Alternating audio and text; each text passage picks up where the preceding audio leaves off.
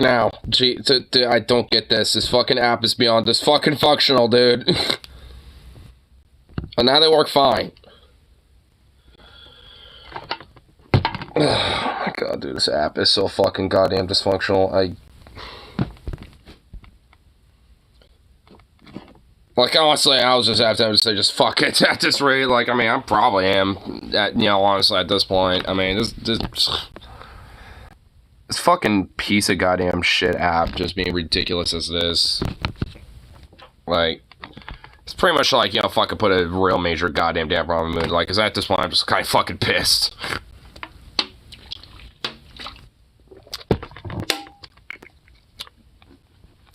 Because of this, app decided to go fucking legit goddamn schizophrenic instead.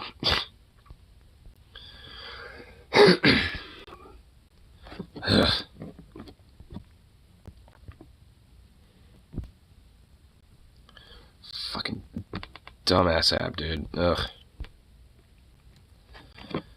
Oh yeah, fucking yay. Anyway. Let's play this.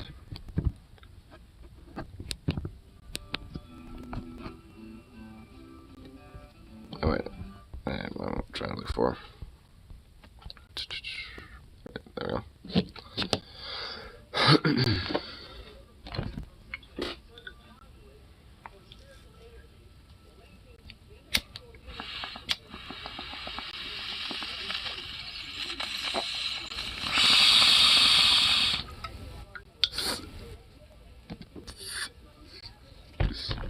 Restart your phone.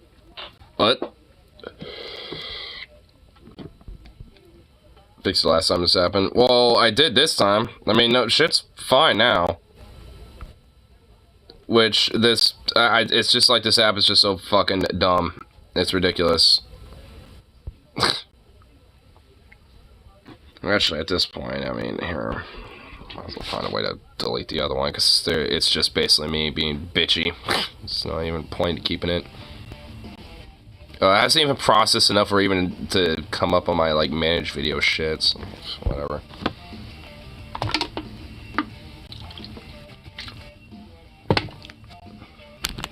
And what really annoys me is that it was working earlier. It didn't decide to just not. It just decided to go schizo instead, and so, whatever. I mean, I know probably some of it is just me needing to get a new, to just, like, upgrade the goddamn phone already, because I at least do have it. I just really procrastinate on that shit. But I've just been dealing with a bunch of other shit, between my spare time, so I just haven't really gotten the time to just, like, sit down and transfer all of, like, the shit on this phone over the, to my laptop, and then transfer what I want onto the other phone or whatever. I just need to fucking do that already.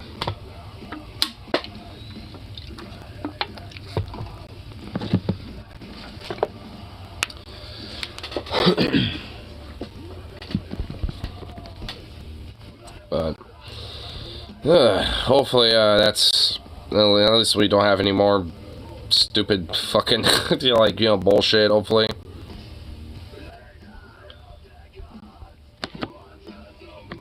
So there.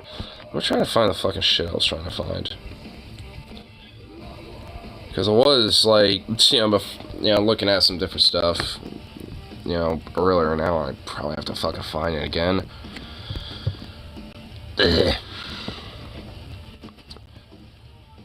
Because there is like a little bit of information that I want to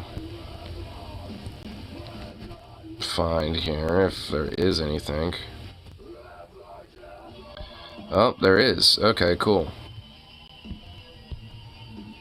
Cool. I'll save that.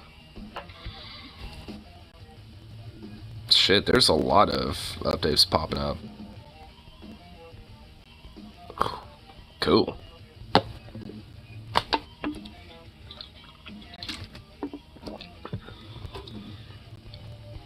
A lot of stuff from like a couple hours ago, but that was leading up to the ultimatum. And the ultimatum is some good shit.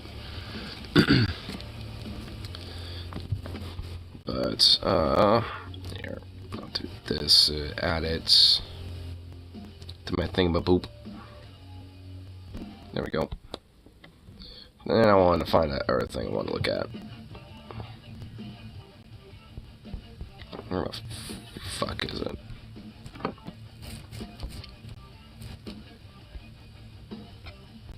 Oh, there we go. Doesn't even look like that long of a video either. Sweet.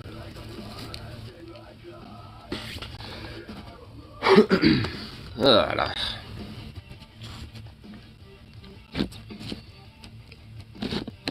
I don't know what it's been, but like, at least, you know, just my general mood for like yesterday and today has just been like angsty for some fucking reason. I don't even really know why 100%, but this shit's just been making like, you know, fucking like, you know, just like kind of, not like standoffish, but like kind of short. Just, like, ugh.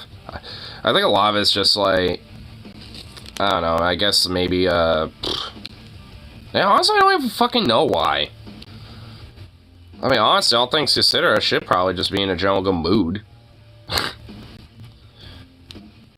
Guess just like little things, just tiny little things that kind of build up a little bit. Probably think of maybe like some personal shit, maybe, I suppose, but I mean, like, honestly, I think it's just like little things that are just kind of building up.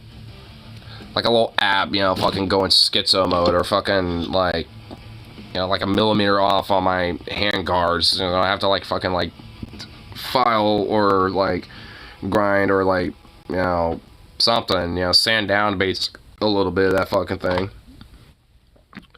Which, that's annoying.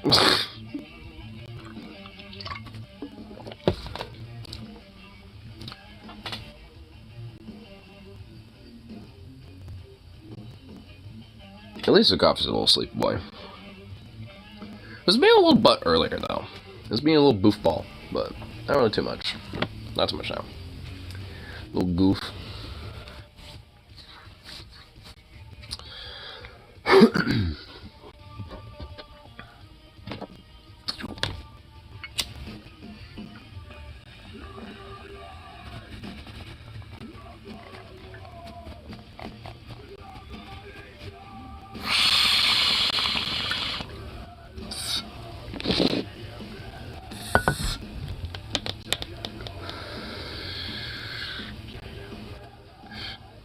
You know, all things considered, you know, like, considering my weird-ass little fucking mood, just to, you know, at least a couple of quick little things, you know, think about me later, be like, you know, what is some good shit that's happened? Making more of a routine, at least, especially on my weekends, to go down to, you know, walk Zukov a little bit at my old elementary school, since it's just, like, pretty much around the corner for me. And, I think they've caught on that I will play around with the basketball that they have outside, you know, in their little, like roofed, like, little, like, basketball field slash dodgeball field thing. It's hard to explain. It's like a gigantic, fat, huge patio, basically. And they have, like, 2 of them. And they, for a while, used to have just, like, a basketball hanging out there. My dog would go shit, like, go nuts for it. But the last few times I've been there, I've noticed that it wasn't there. And of course, Zukov did this to the last ball that I had, so, I mean, I could probably understand maybe why. I mean, at least, you know, when I had it last, it wasn't damaged, at least it didn't look like it was, but maybe there might have been a puncture and eventually flattened out or something like that, and just didn't know. But, oh well. Oops. He needs to get his own, like, little set of balls, though. Well, I mean, I guess he has them, but I need some detached to where I can throw them around and kick them. I want to get him footballs, actually. Because he always went nuts for those little, like, small little, like, Nerf footballs, so I want to get him a big one. Or at least a few big ones. Because he'll certainly have fun with those. Plus, they'll just, like, bounce around in whichever direction, so he'll have to, like, you know, like, kind of, like, skirt around and have to, like, change directions where he's running around. Make his brain get a little more active. It's probably why he's been more of a sleepy boy at night. Drain his energy more.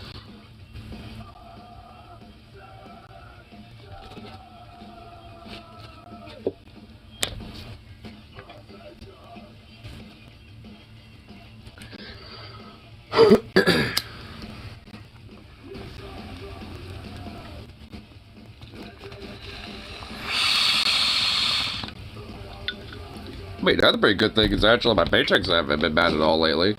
Especially with, like, these holiday pays. Got damn near, like, $550 on my last fucking paycheck. Wait, what? Actually, yeah, I do for my fucking... Oh, there. Well, you know what? Why am I guessing? I just look at it. Yeah, about, yeah. More closer to 540, but yeah, pretty much. So, like, I mean, all things considered, I mean, even with that, you know, side of things, I actually even looked at my last, like, you know, receipt from my bank account, and I'm actually getting close to being $1,000 again. It's like, okay, wow, that's shocking. So, I mean, honestly, all things considered, I ain't really necessarily doing bad on that front either. In fact, actually, I realized, well, shit, I can actually kind of maybe spend some money on that and use that to, like, you know, do some, you know, vet stuff, some, like, heavy-duty house clean shit. I mean, if anything, now I got some money to invest in some other shit to kind of make the, you know, the overall, you know, standard of living better. So, it's just like, honestly, it's just like, at this point, now things are, you know, a little better than they normally have been at this rate. I think a lot of it, you know, is mostly maybe just with, like, the general, like, politics, I suppose. I guess just the usual bullshit. You got, like, capitalistic fat cat robber barons, you know, saying the quiet part side, and, like, we need more pain in the economy, and we need people suffering. You know, and all this other bullshit. And then you got, like, you know, extremists. I guess it's probably just that typical bullshit. But, I mean, at least, you know, like, in a way, it's just them flailing in the wind, freaking the fuck out because their time be nigh. So, it really ain't that bad. Which, speaking of which, we'll get into one of the stories about one of those fucks, you know, at some point, at least with Unity, because I want to get into that. Because I've been hearing some hoopla on that shit. I don't know really any details. I just know that it's being like, we want to maximize as much money we make, so fuck you, type of attitude, you know, going on, which, go figure. And, I know this much, like, the former, or, like, the current CEO, or whatever the fuck, like, who was getting called out, I was like, who's this guy?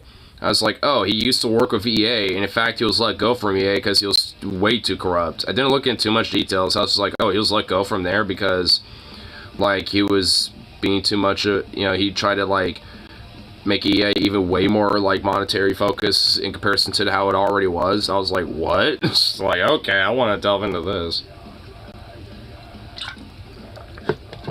Because that seems like a little bit of a gold mine. And I think also just a great argument, especially considering the labor momentum for, like, these game development companies or, like, these software developers and shit to start unionizing. And honestly, that's been slowly but surely, you know, kind of cooking up a little bit. Not really as much as I would hope for, but it's starting to kind of gain traction a little bit. Like, even on that front, you know, like, I mean, like, game developers union, like, you know, like, you know, like, or, like, gamers union shit, like, these things are starting to kind of be more prominent in, like, software developers unions. So, like, they're more smaller and, you know, more, you know, fresh-faced, for sure, but they're starting to become a little bit more of, like, the newer echelon of, like, you know, labor activism, especially considering with, like, how a lot of tech is these days and shit. Being a lot modernized and having a lot of, you know, people needed for things like software and IT tech and development and things like that. I mean, especially when things like AI and stuff become more of a thing. I mean, it's like, what, you don't think there's going to be people maintaining that shit? Of course there are. So, I mean, you're going to need, like, you know, software, you know, workers and shit like that. You're going to still need workers, you know, doing something, you know, make sure that shit's maintained and working fine. Not every single goddamn human being is going to be, like, you know, living on, like, some UBI thing. I mean, there's still going to be people out there needing to work a job of some sort. So, I mean, it's just definitely just going to be way more people in comparison to the demand of that, you know, those particular jobs. So, obviously, we need to, like, you know, reframe, you know, how we look at, you know, income and our standard of living and how we achieve that and all that shit. And just understand that there needs to be a basic entitlement for every living fucking human being to be like, hey, you get a basic entitlement to a house, roof over your head, you know, or at least an apartment, something, just with the roof over your head, and then, the food, water, and basic necessities, when it comes to that type of shit. Besides, like, everyone's, it's entitled to that type of shit, and, there's abilities and opportunities to potentially make more and stuff like that, depending on what field you want to get into. Because it's not like I said, like, jobs are just going to simply go away, but we're just going to, like, how we look at them are going to fundamentally change. It's going to be seen more as, like, a step to have, like, essentially a little more. I mean, not really necessarily as, like, a step to survive. It's like, that's necessary to, like, just have that comfortable living, but if you want to have a little more, to have, like, extra goodies, or, like, maybe a bigger place and stuff like that. Like, I mean, that's where it eventually kind of comes into play. And I think, honestly, that's just a lot better of a system, in my opinion. Just, like, I mean, obviously it will still certainly have some flaws and some issues for sure, but I think, honestly, in comparison to the ones that we have when it comes to flaws and the problems in our current system, they would seem pretty benign, in my opinion. Like, just because, like, a lot, like, I feel like, a lot of the flaws with that would just basically be, like, allocation, and, like, how do we, like, figure out what, people's basic, necessities and needs are, and shit like that, and yada yada, depending on the area that they live in, and, like, what region, and stuff like that. And plus, there just needs to be a lot of other things in place to maximize the logistical and efficiency possibilities of these things as well. So, I mean, there's just a lot of things that I certainly probably don't have a total answer for, but definitely, I think, something would at least probably just be more efficient. But there needs to be a lot more of, like, a push to, reframe, the whole, like, capitalistic paradigm. I was actually privately talking to Venom in a voice chat once, kind of about this a little bit, because he thinks, like, current, like, the idea of, like, money or currency and stuff is, like, inherent to capitalism and that type of idea, and like, it's the only, and, like, that's the only system that would have such a thing, which, not necessarily. I mean, currency and gold and money has been around even before capitalism was officially a thing, so it's just like a placeholder, or at least, just a thing, to give, like, placeholder artificial value to that, people can all collectively kind of get, so, then it's easy to do different, things like trading and shit. I mean, there isn't necessarily inherently a capitalistic element to that. It's just kind of given a middle ground, thing of value. So, like, let's say, you want to trade your 10 goats, for, like a bull that, a farmer has, but that farmer doesn't want 10 goats, and maybe they want 2 mules, but you're not willing to trade your 2 mules, you're at an impasse at that point. But if you had, like, some sort of, like, middleman, like, artificial, like, kind of thing of value that you can kind of use to put in place, for those things, it makes it easier to just give that person that, to, use that to then, go somewhere else to, trade that in for, the 2 meals that they want. So, I mean, like, it's still, part of a broader trade, type of thing, that no one necessarily say something like that is inherently capitalistic. Because, like, those type of systems have existed way before, like I said, capitalism was a thing, so it's possible. So, I mean, it's like, just how would we, work that out? Like, we could do, like, a Star Trekian style way of doing it, or, like, a Star Wars, like, credit thing or something. Like, there are, ideas that can be potentially feasible. It's just about actually trying to, like, try it, I guess. Or at least, maybe on a localized level, or regional levels first. I could kind of see that working, at least, considering I don't see, like, the entire globe, just, switching on something like that pretty quick,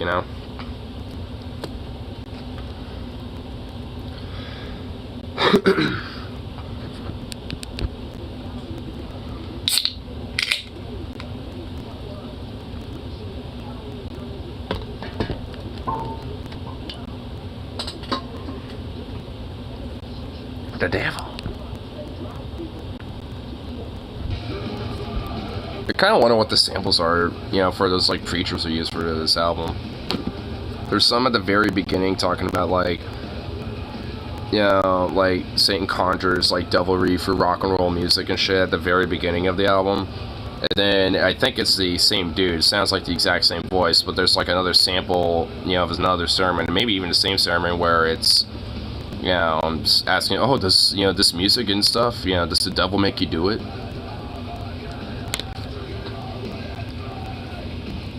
Which, honestly, this shit's still a thing. Like, the whole idea that, like, metal, rock and roll, and, like, punk and stuff, like, I mean, or rap. It's not really that music anymore as much. It's more like rap.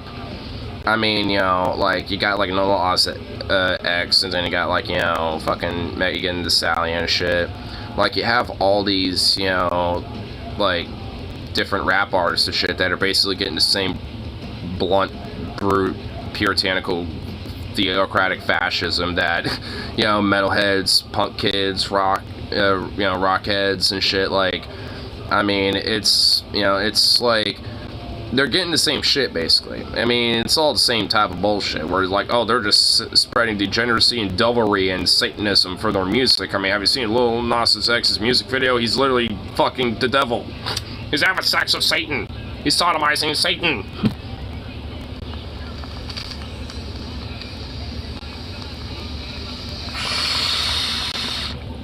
So, I guess you could say it's their turd, but yeah, they never really been any different with this shit.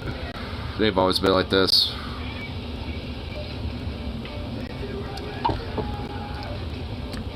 It's just that, I guess, rock and roll, metal, and stuff isn't really as popular to hit anymore.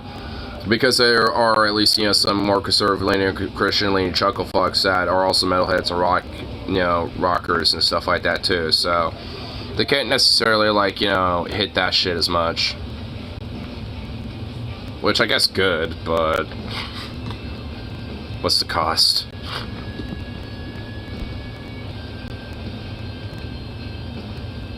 I suppose it's, give and take. Because then every now and then I'll go to, like, a metal show, like Sabaton, and then they'll have, like, some promo for, like, a memorial, like a World War I memorial, and then, like, half the crowd, or, like, a third of the crowd's like, USA, USA, doing weird chants like that, and then you got, like, Five Finger Death Punch, Shinedown, all these other fucking dumb bands, so you got, like, shit like that, and then, it's like, and then you got, like, bands like Skillet that do, like, Christian, themes and motifs in their music and shit, so, it's like, they can't really hit that anymore. But with rap, though, and all that shit, I mean, yeah. They're gonna go at that until the cows come home, until they find some other genre to go after. Which is fucking pathetic.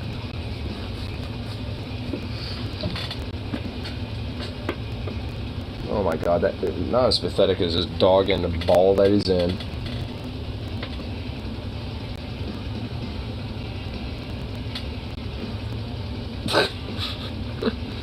Goofy little dog.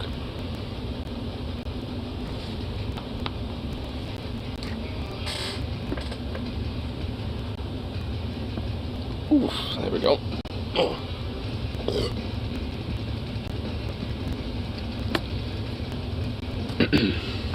Getting our bunch of bug ground up. And after tune, check out the video on this whole Unity thing. See what the fuck is all this about. I'm kind of curious to see how much, of a fat cat straw boss piece of shit, the guy from Unity is. I'm sure there's, always going to be, like, just some fun to raffle about on that guy. Just like any other robber baron.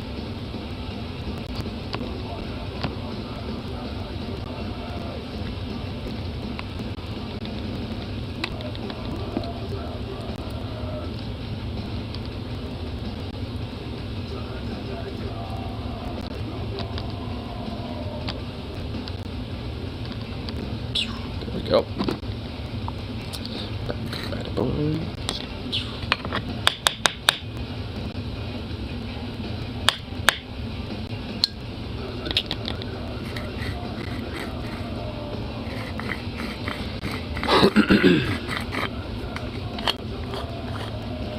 Here, actually, I kind of want to make sure that these screens are fine.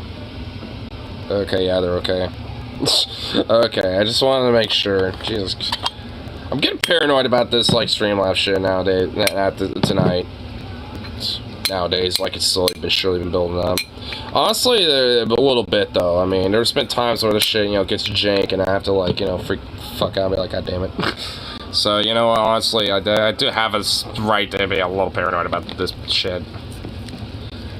Honestly, like, I remember back when I was using this app when I was on Twitch, and honestly, some of the early iterations of this app were honestly technically better. Like, because they actually had an ability to where you can, like, you know, change, like, the camera style a little bit, so I could do, like, sepia, black and white, stuff like that, if I wanted to. You know, and all that other shit. So I was like, man, you know, like, you know, Streamlabs actually had, like, something cool going on there for a second.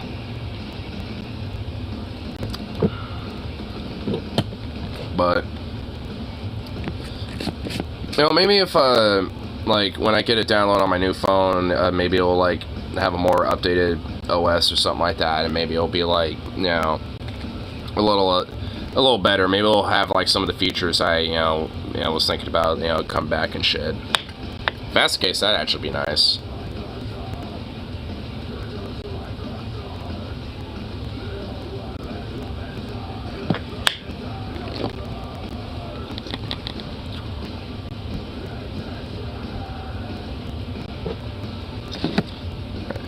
Where is that? Oh, there it is. There's that video I was looking at.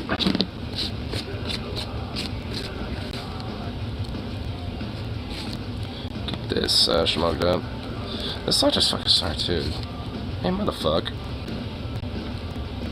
It's actually mean to get this song going before the other song ended. They make a breakdown.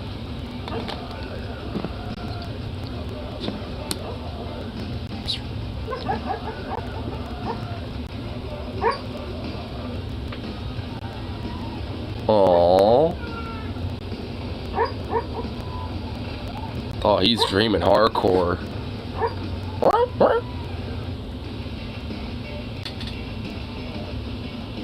Oh, that's so cute. Little dreamy boy. He was boofing at something in his dream. I always wonder when he does that. When he's like, when he does this like little chirps in his sleep. I do wonder, like, I mean, honestly, they sound more like chirps, you know, like instead of barks when they're sleeping and dreaming like that.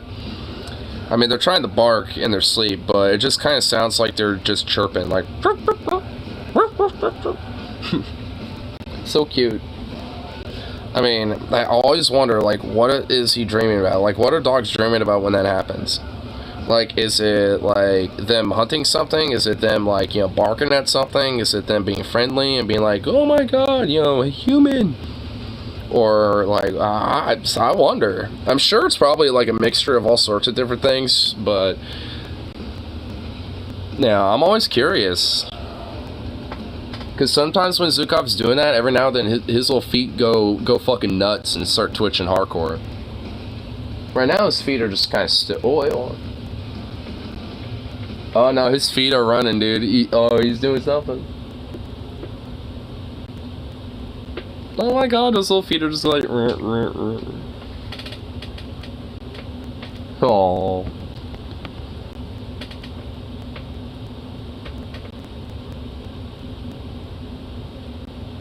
Oh, they stopped. They slowly, eventually stopped. Oh, that was so cute. Oh, that was adorable. He had a hardcore dream going on. He barked at something and then he just had to chase it down. Oh, isn't that YouTube starting to be dumb? Okay, at least this is a typical dumb. It doesn't want full screen, and I know how to deal with that at least. That's an easy fix. But we're going to be horizontal for a second. Or vertical, I mean. God damn it, Jesus Christ. Okay, there we go. Yep, fixed it. You know, I'm starting to think, you know, I'm starting to feel like I know the problem as to why YouTube does that for some reason, where it doesn't want a full screen like this. I think it's when it decides to pop out and, you know, like, be kind of like a small screen, like, kind of pinned, where it's like you can move it around. I think that's what's causing the issue, because I think I've noticed that being the pattern, but I don't know. I'll have to like test it at some point, because I'm pretty sure that is probably why it does that, because there's been times where I'll start these things and just go on YouTube and find something immediately and it'll be fine, but if I'm like playing music first and that pops out, like it will do sometimes, yeah, it's like kind of like a background thing and still play. I think that's what causes it, but I'm not 100% sure, so, but whatever. Oh shit, what's going on? Oh my god, I gotta spice you up with loudness. We're seeing everything you are talking about happening. Union Game mentioned on Tuesday, they announced that each install of a Unity game would charge the developer 20 cents every time the game was installed after 2,000 plus downloads, regardless of how long the game has been out. What?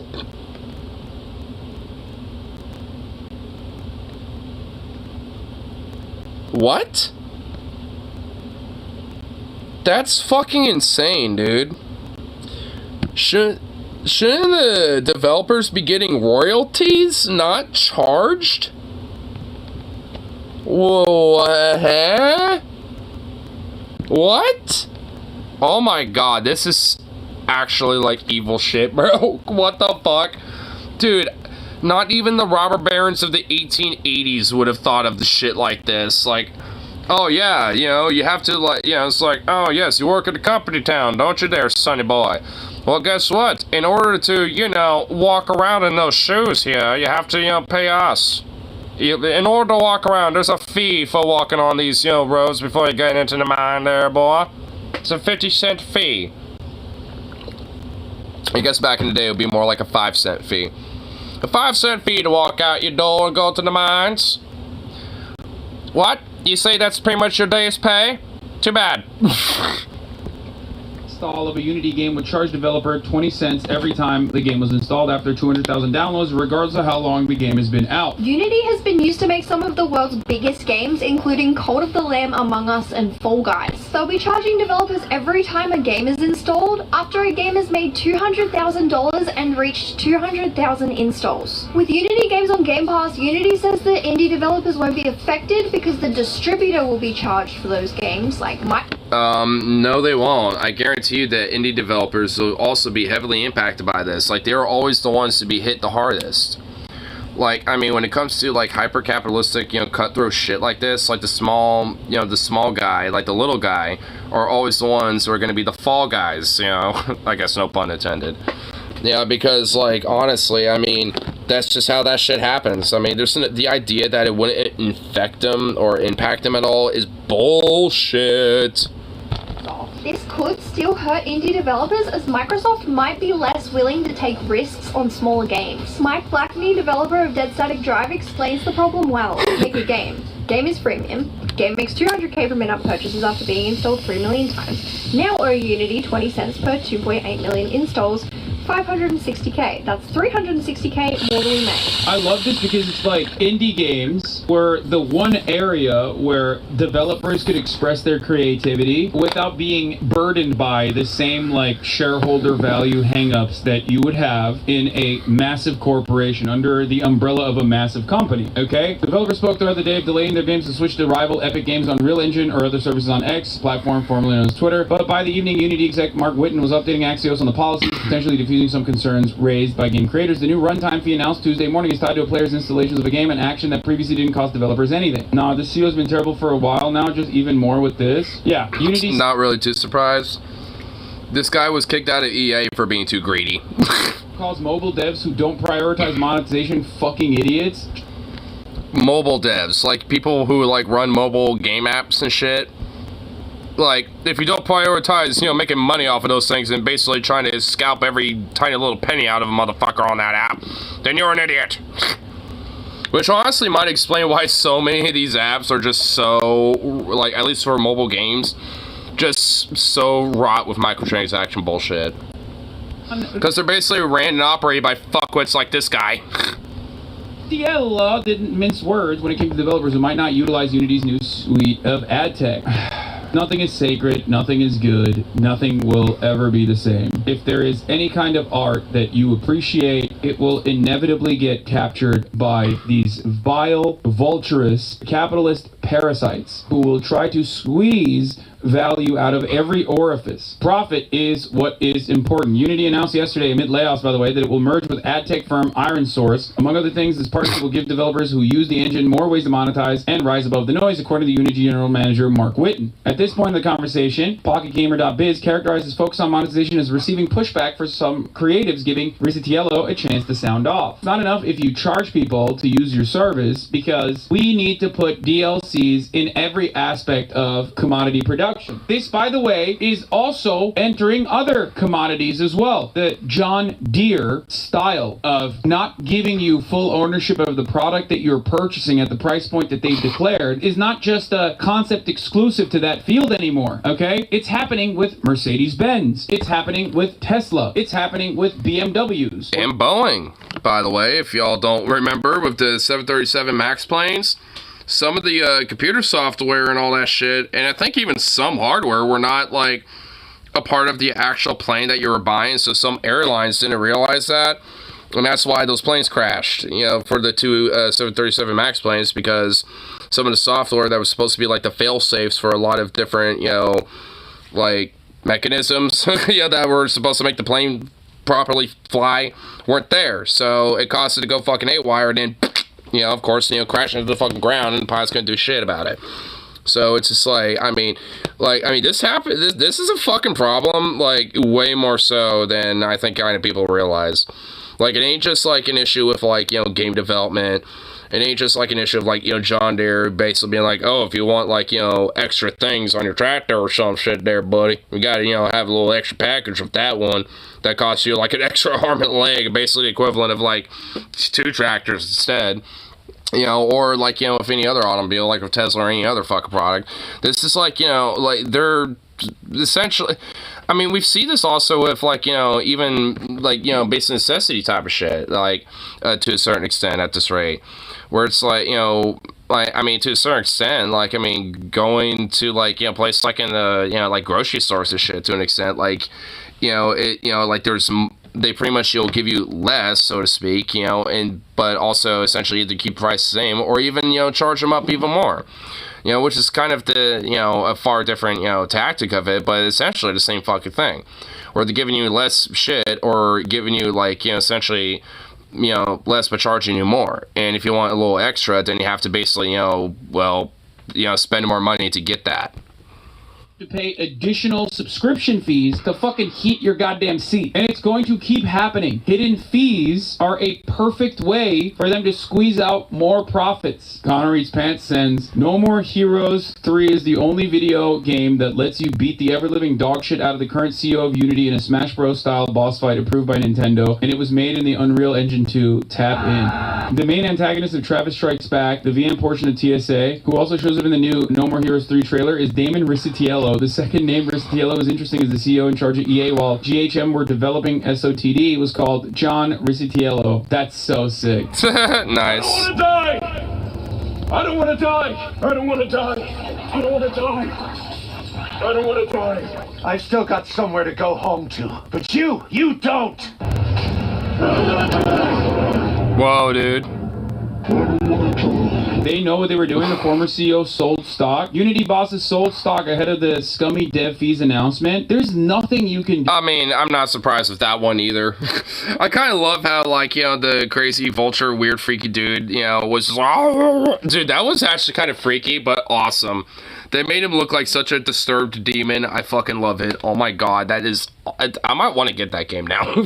About this. Employees always lose out on situations like this. They have no control. They have no protections. The only tool that a worker has at his disposal in a situation like this, if you feel powerless in the face of this kind of corporate consolidation, in the face of this kind of parasitic activity from capital owners, is labor power in the form of collective bargaining that you can only express through the process of unionization. That's it. That's literally it. That's all you can do, okay? If you are unionized... Yeah, pretty much. If all sectors were adequately unionized, you could at least push back on these mass layoffs. You could at least push back on decisions like this. You would have a... Which, I mean, we see with UAW. I mean, we're going to get into it, but I might as well at least, kind of drop a little, some of the bits of the news. Like, they are officially on strike.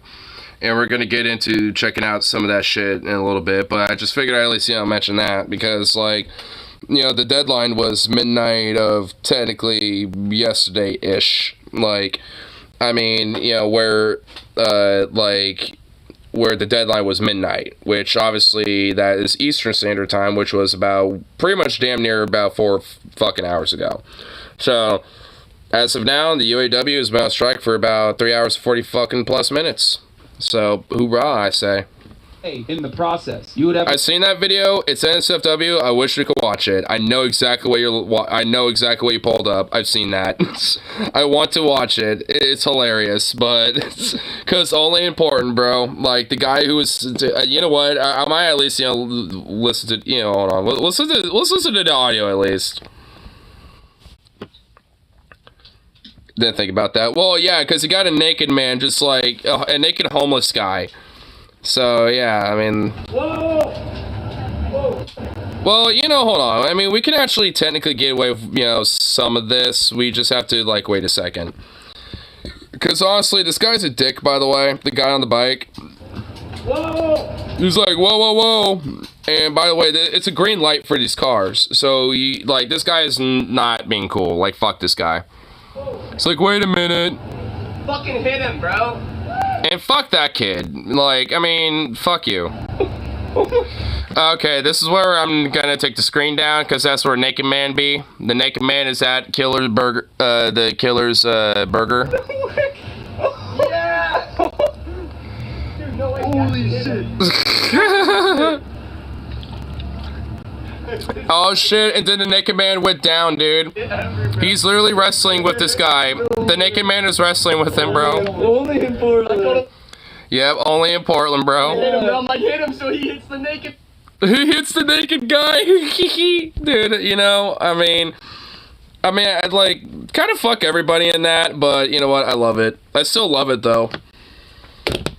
Like, I mean, low key, fuck the dude being like, oh, hit the guy. Like, but also, like, I mean, I don't know. Like, there's really no winners in that. I mean, honestly, but it's just like one of those things where you have to just kind of catch in the wild and just kind of appreciate the,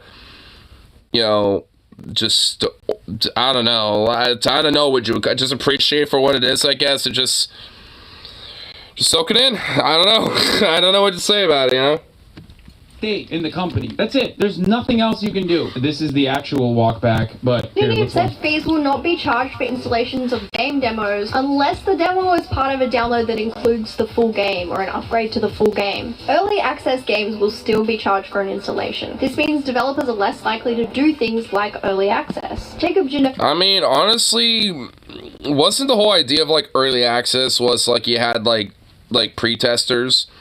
Like gamers and testers who would like test the game before it's actually released, so they would technically be the early access players. Like there was kind of a whole like process, when it came to releasing games back in the day. It's not really done anymore, but like back then it was like legit like a pretty big litigious thing where it's like you had, people part of the development team who were just strictly there to play the game, as it's near the final, like, tweaks around the edges, basically, just to kind of, find a spot, any potential glitches, things like that, bugs, etc. And, maybe potentially leave a couple in there for the funs and the lulz, because, they still had their glitches and things, and, honestly thinking about it, they probably left it there because it'd be amusing, and a little fun. And, sometimes developers know what they're doing with that shit. So it's like, I mean... there's a lot more of that type of shit. Nowadays, it's just like, you just let the players who are, supposed to play the game, but, after all that shit, are now doing that. And then they just update it with different microtransactions, DLCs, and all that shit. And, you basically have to spend like an extra, 15 to 30 plus, who knows how much fucking bucks for, that type of bullshit. To basically, to get extra additions to what should have been the full fucking game. I mean, it's pretty fucking ridiculous, and it's so road. I mean, and and I think there's definitely a lot more of an energy, especially within like the gaming development world and within the gaming world, for this kind of like labor traction too. And it's like I said, it's been slowly but surely kind of gaining that traction. Like it's kind of slow coal burning, but it ain't raging fire. But it's the coals are getting hot though. It's gonna start being a nice little good barbecue at some point. Who's making the dungeon experience tweeted, "Our game on release will now only be playable in my house with cash payment, and he is offering complimentary tea and a firm handshake. But don't worry guys, the Unity fee doesn't apply to gambling." Thank God. That's great, man. That's great. Developers paying over $2,000 a year for Unity Pro plan would have to hit higher thresholds and will be charged with lower fees. The new fee system will begin in the start of 2024. Here, let's watch the MAGA Mail video on this, because apparently our fave, he made a video on it called "This Company is Scamming Game Devs." Huge gaming drama. There's one company in particular seeing all the money be made, and they want a little piece of it. And that company is Unity, who tweeted out today that they made a change to their business model, which includes new additions to our subscription plans and the introduction of a runtime fee. So we have to start at the beginning. What is Unity? And to clear that up, well, it is a game engine. It's a place where you make video games. Why does he sound like he's in a warehouse? He's like echoey like he's in a gigantic empty warehouse. And different developers use it to make. Is that just how the audio is? Just because it's like playing on a speaker or something on like Hassan's thing? You recognize, like Fall Guys, or Cuphead, or Hollow Knight, or any of the games on this list, which are all amazing games. Okay, how does Unity make money? Or how did Unity make most of their money? Well, through a subscription service. You basically sign up monthly or yearly. There's different plans for an enterprise or an individual. There's even a free plan, and that's kind of how you get hooked. But a free plan too, huh? Well, I guarantee you that ain't a thing anymore. as they tweeted out, they want to make money in a new way. And this new way is the runtime fee. And in it, they say, as many of you know, the Unity engine... That just sounds so criminal on the face of it. I'm just going to say it right off the bat. A runtime fee, this idea of, people playing your game and downloading it. Yeah, we're going to charge you for that. It's like... I mean, like I said, shouldn't they technically get like a little royalty or something? Like, why charge the developers for that? Like, maybe, make it like, so it's like, hey, for every, purchase of one of your games, we take like a 5% cut or a 10% cut or something like that. Because then at that point, it'd still be more than like a 20 cent fucking charge or whatever the fuck it is, for like every download or whatever the hell it is. Or for like over 20K, dollars in profit or whatever the fuck. I mean, it's like, it would be more than that even, and if anything, it wouldn't necessarily they would still be making their money and shit because it would still be a small little cut, but there would be but Unity would still be making a pretty decent amount out of that anyway. I mean, so what the fuck? And even at least for more smaller developers, it wouldn't hit them as hard, in comparison. I mean, they'll still get hit, but definitely nowhere near as drastically as some shit like this, because this is way worse. Like, why do you think, a lot of these other, websites, like YouTube, for example, they take, like, a 30% cut, or, like, Twitch takes, like, 10% or some shit like that, and I think with, like, PayPal, they have, like, a tiny little, transaction fee where it varies, where it's, like, a percentile depending on how much you transfer, to somebody or some shit like that. Like, there's always, maybe a little something, but, I mean, it's not like, oh, well, there's, like, a tiny little fee for pretty much, pressing a button, basically, downloading a game or some shit. That's just insane to me. Substantial... I mean, to be frank, this whole idea of, taking a slight cut like that anyway, unless it is, around that 5 to 10% margin or some shit, I think it's pretty fucking ludicrous anyway. The fact that, YouTube takes 30% of super chats and shit, I think is bullshit. That's pretty fucking ridiculous and honestly, absurd. It should definitely be maximum, 15% as far as I'm concerned. I mean, because when people are sending that shit, they're sending that to the content creator because they're the ones that they're giving the money to. It's kind of, implied that when you give that super chat, they're gonna get that $10.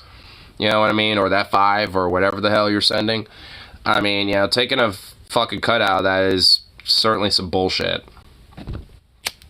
components: the Unity editor and the Unity runtime. Unity runtime is code that executes on player devices and makes made with Unity games work at scale with billions of monthly downloads. So basically, anytime you buy a game and then you go to install the game, you're also installing the Unity runtime. You know what's really funny about this, by the way? They always literally try to claim that this is like a progressive tax. When it's like, that's not No, how it's not. commodity production It's works, regressive. okay? Like, no, you're just adding additional fees. This is an entirely separate planet than taxation. In this example, we have a game that made $2 million in the past year and had 5 million installs, which surpasses both thresholds. If they were to have 200,000 installs from standard fee countries and 100,000 installs from emerging market fee countries, they would owe $23,500 in just 1 month.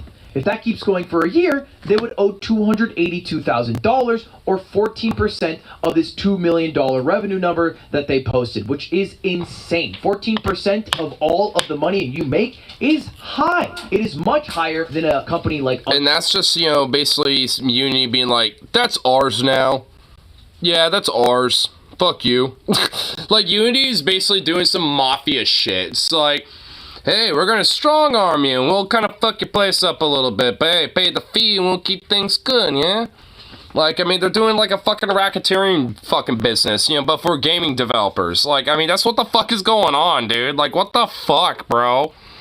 It's like, they're basically taking the equivalent of like, you know, 14 fucking %. And what was like the initial number, you know, spitballed when it came to like a tiny little fee or whatever, like what, 5 or 10%?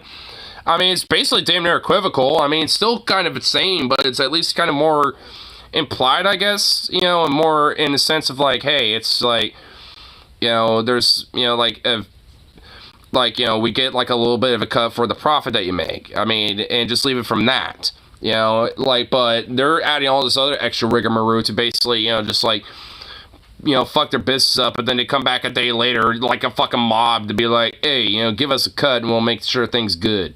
We'll keep things running smooth as long as you give us a fat cut. And it's like, what? Like, because, yeah, that's going to make sure the business stays functional. Unreal Engine, a competitor who charges a 5% license fee and does a revenue share system. And it doesn't just impact big devs, it also impacts some smaller indie creators, like one you might recognize, Danny, who tweeted out a meme here, because obviously no fees are retroactive. Oh shit, I guess I owe Unity $5.6 million, because he made Muck and Crab Game, which were huge games, 28 million downloads. And he used the Unity personal pricing, which was 20 cents per install, but even if you use the Unity enterprise pricing, that would still be like $280,000 owed. And again, to be clear, this does not charge a developer who hasn't made at least $1 million with their game, but it does set some scary precedents. Specifically, this meme. Unity is making this real. Pirate game. Delete it and download it again 9 more times. Company loses $600. Is this become... I mean, that would actually become a lot more of a real thing for especially smaller indie developers, which would kind of suck. I mean, for like the big shots, I mean, you know, like fucking Microsoft or whatever, you know, whatever. But like, you know, for smaller indie companies and shit, I mean, for smaller game developers, I mean, that's gonna be legitimately fucking disastrous. That's not gonna be good. True now? Can there be campaigns to reinstall games? Unity wanted to count web visits as an installation? Are you serious? Wait, web visits? No way, no fucking way, dude. They can't be that brazen. Are they that brazen? Nah, they can't be that brazen. Install definition. The installation and initialization. Oh my god, wait, yeah. Of the game or app on an end user's device, as well as distribution via streaming or web browser, is considered an install. So the distribution where you could download said game is also considered... Dude, he wasn't bullshitting. Oh my god. Bruh. What the fuck? So if someone happens to maybe visit the page of the game that they could download, like, you know, like on Steam, for example, does that count? Like, if I'm on the Steam store page and I look at a game and I'm like, oh, I want to buy this and download it, does that count? Because if so, that's fucking whack and insane. That is actually psychotic. Like, oh my god, dude, the robber barons and the coal barons and shit from the 1890s could never even comprehend such a, like, parasitical fucking robber baron thing, dude. Oh my fucking god. That is ridiculous. Actually fucking insane, dude. Holy shit. I can see why people are in a fucking uproar over this. Because this is insane. I don't even think, like, yo, Bezos is this cutthroat, and he's a cutthroat fuck. Like, I mean, goddamn, dude. This is some insane shit. Are these, like, cutthroat capitalists just being open about it and just saying, ah, fuck it? And these, you know, peasants getting uppity and shit. Might as well just be open about it, just say, rub it in their face, fuck them.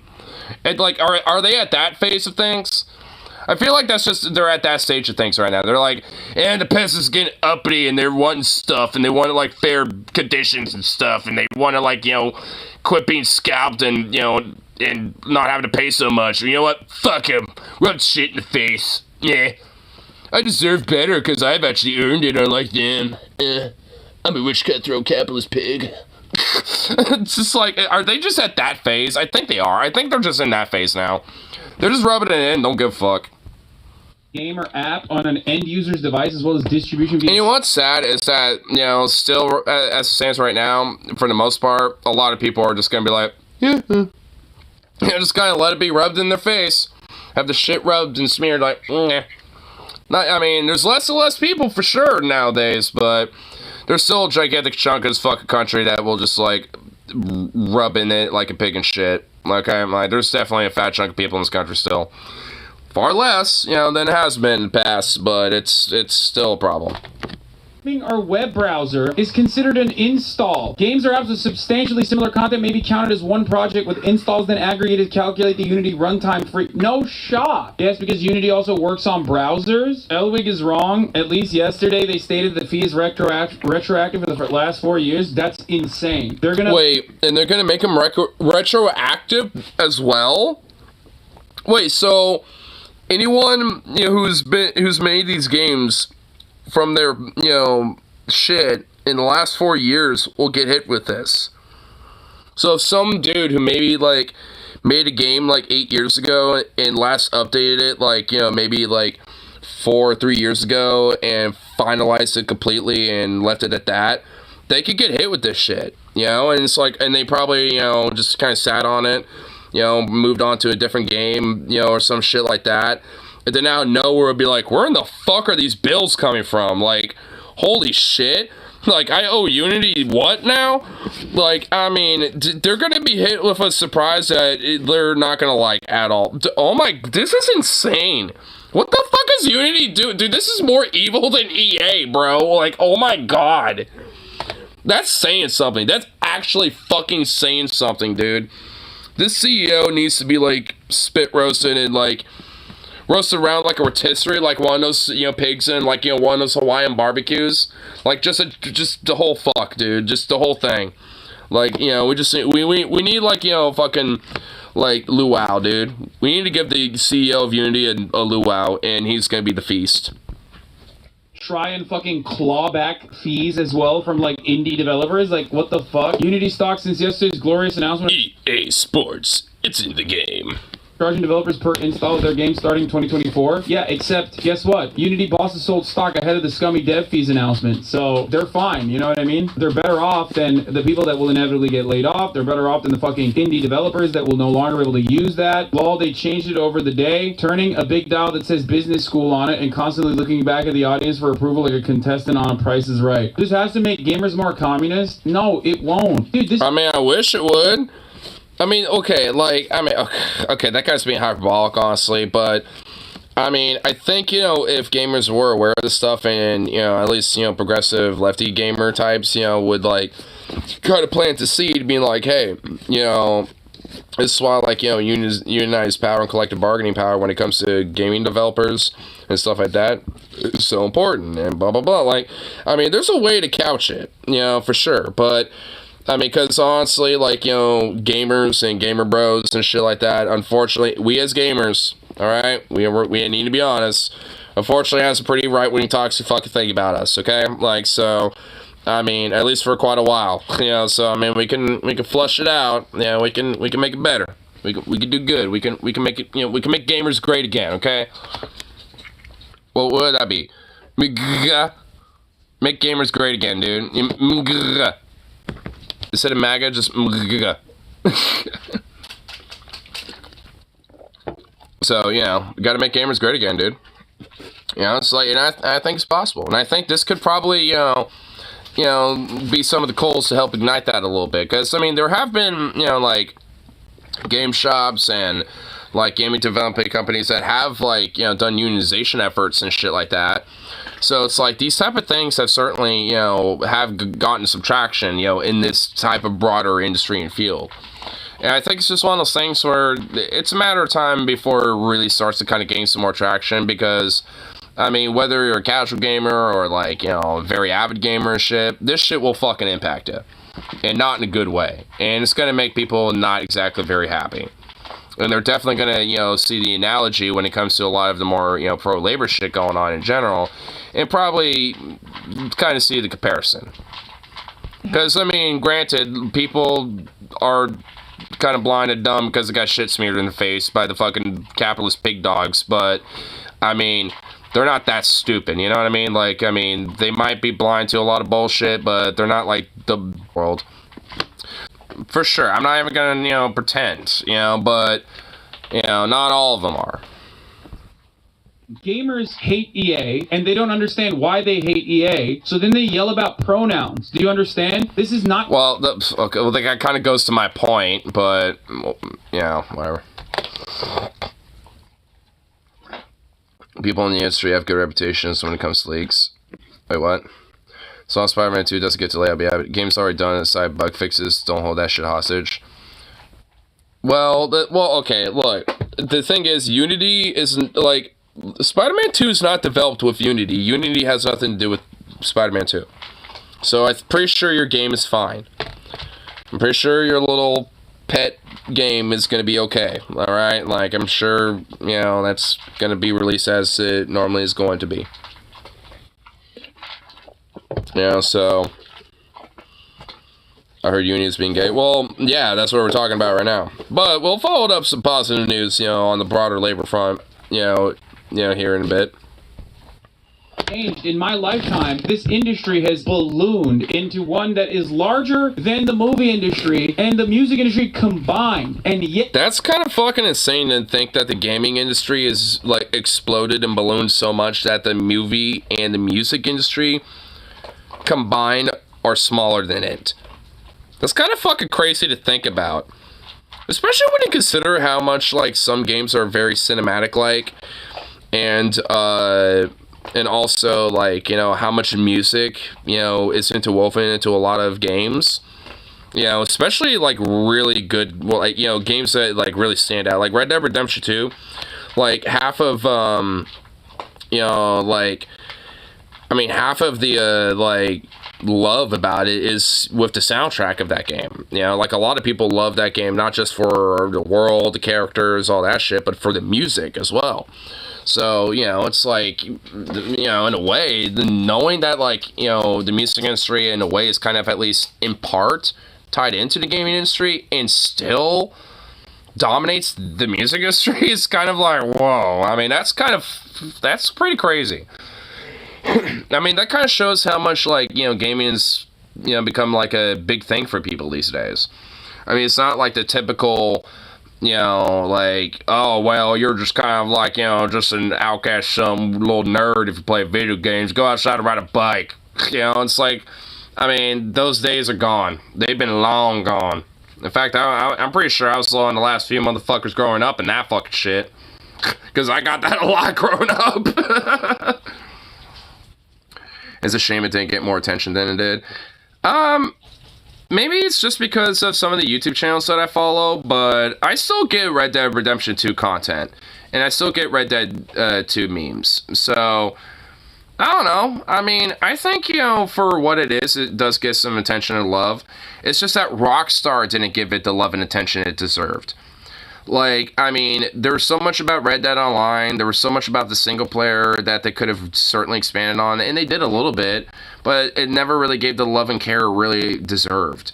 like that the community itself gave. And honestly, I guarantee you, if Rockstar just like gave the ability to like have the community do mods for Red Dead Redemption 2, well, actually, I think it did for PC. Yeah, for PC it did. And honestly, it made the game last longer in the zeitgeist because of that. I don't know about console. I don't think it did it for console. Had the same potential as Grand Theft Auto Online. Yeah. Dude, Rockstar fucking butchered GTA Online, dude. I wouldn't even fucking bother with it. Fucking random ass hover bikes and weird bullshit, and having missiles lock on you, and fucking hackers like one shot sniping you from across the map. Yeah, fuck that shit. I definitely would rather have Red Dead Online. Rockstar should make a game based in like the fucking 60s or something. That'd be kind of dope. I'm actually not even kidding. They had one in like the 80s and 90s. They had Vice City, San Andreas.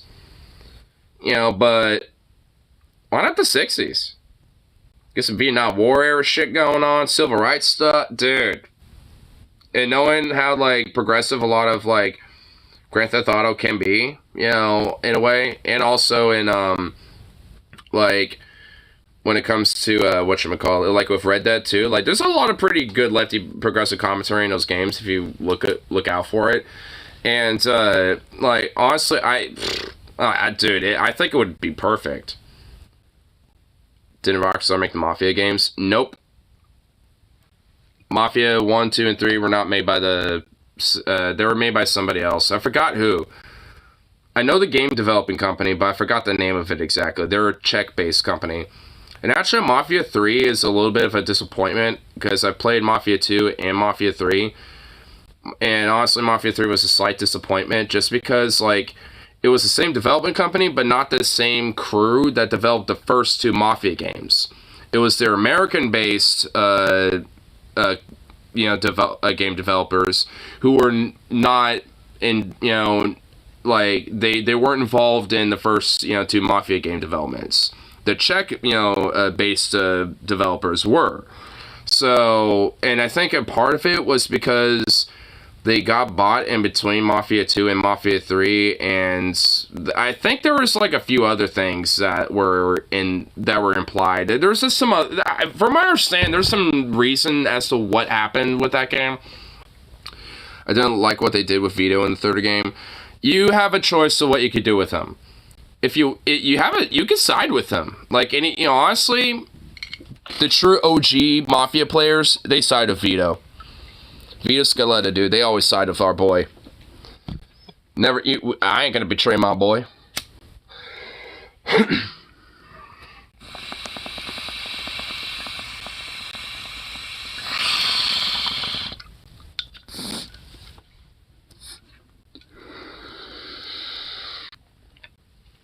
I mean, saying it felt rushed, but the reason why is just because it wasn't the same developers. Technically the same company, but not the same developers. If they had the same developers for Mafia 1 and 2, honestly, I bet that game would have fucking slapped. Should have been your mentor, not your liking. Well, I mean, he's kind of doing a favor for a favor. Like, I mean, because the idea is that, like, you help him, with some favors, and now he's helping you out. And plus, it helps him out as well. So, I mean, to him, it's business, in a way. Like, so, I don't know. I mean, I kind of agree with you. I mean, I'm not disagreeing, but I'm just kind of, giving a little bit of a devil's advocate to it a little bit, I guess. I mean, it's still a fun game. I mean, I still got a little love to it, but yeah, they really should have. It should have been done so much better. I mean, it just wasn't the same developers. Like, it just didn't get the same love like the other two did. Dude, Mafia 2 is, like, the best, honestly. Like, I can't tell you how many times I've fucking played that game.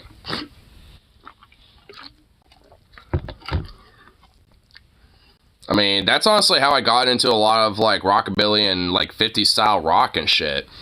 So I got into like fucking Richie Valens, Eddie, Buddy Holly, fucking Dean Martin and shit.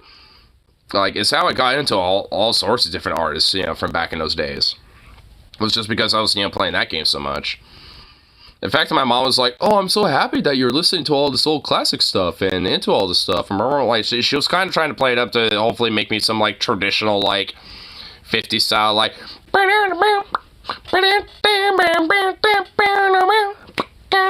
like, you know, some fedora wearing nerd or some shit.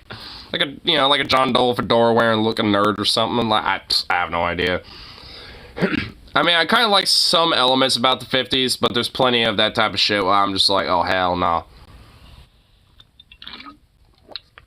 I mean, the music, you know, some aspects about the 50s culture, some of the aesthetics, you know, like that kind of, you know, the slick car designs and shit like that. I mean, you know, that kind of like, you know, 50s diner type of, you know, thing. You know, like, there's a lot of stuff about the 50s that you can appreciate, honestly. I mean, I certainly can appreciate. I mean, you know, there's like a lot of, you know, legit pretty cool stuff about the 50s. I mean, I think I can say that with any era, to be fair. But, I mean, honestly, especially, like, when it comes to, like, you know, like the 50s. I mean, I feel like that's probably the biggest mixed bag. Because it wasn't really like the civil rights era yet. Like the whole like, oh, commies and like segregation was a pretty big thing, and it kind of had its height. I mean, so it was certainly the biggest mixed bag of the eras, I would feel like. At least in the more modern era, like post-World War II era. But I don't know. For the good elements, they're pretty cool. I have two unhinged things to show. Homophobic and turf. You want to see first, is ignorable commie? Sure. Yeah, why not? I mean, like, I don't identify as a communist, but considering how left I am, I guess, basically. I guess, and woke, yeah. I'm so woke that, like, I don't even like other wokes, because they're so woke scoldy. I'm that woke. How about that? A meta woke. A communist. I'm that too.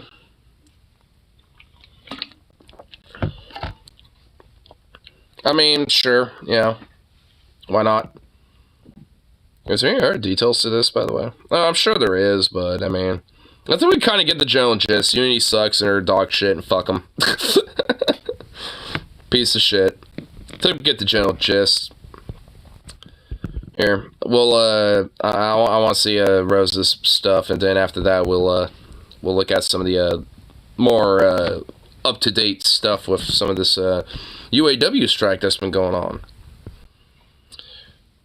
I've installed anything run by Unity that I know of. You do realize it's not going to impact anything, right? Like, those developers in those games are still gonna, you know, be hit with the retroactive bullshit. Which means that because you've downloaded them in the past already, you know, they're, like, I mean, but it's a principle. I think it's, like, a little too late. I mean, it's I mean, it's some, you couldn't predict it. I mean, it is what it is, man. I suppose don't reinstall it because of the retroactive bullshit, but, I mean, whatever. Looks like Repsion deleted a quote tweet, but apparently someone was so bent out of shape about gay marriage it triggered a depressive episode in them. Really, huh?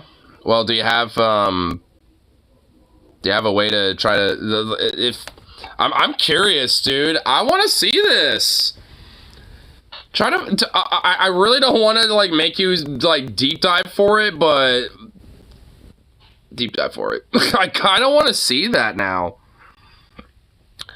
Like, someone's, like, so triggered at gay stuff existing and just gay people being a thing that they're actually having a manic depressive episode.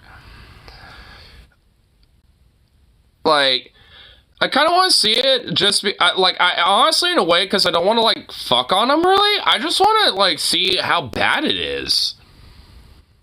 I'm morbidly curious. Like, I mean, I don't know. Guys, see, I mean, if Reptilion deleted a quote tweet of it, that means that the original tweet is probably still out there. So, I'm sure it has to be out there. I mean, someone else, must have quote tweeted that, has followed you or something. There has to be something out there. When there's a will, there's a way. And I certainly have a will, but I ain't gonna fucking go on Twitter. I don't even have a Twitter account anymore. There ain't gonna be no way in hell I'm gonna be able to find it. So, ain't no point in me trying to search for it, sadly. As much as I want to. Because I'd be on the hunt too, if I was still using that fucking rat hole of a platform.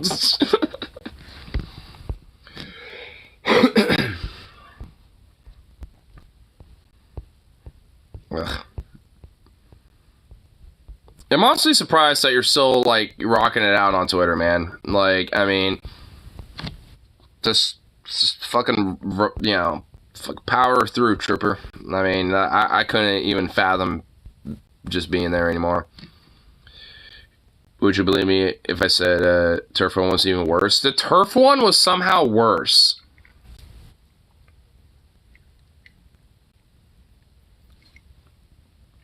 I'm in the trenches. You are in the trenches, man.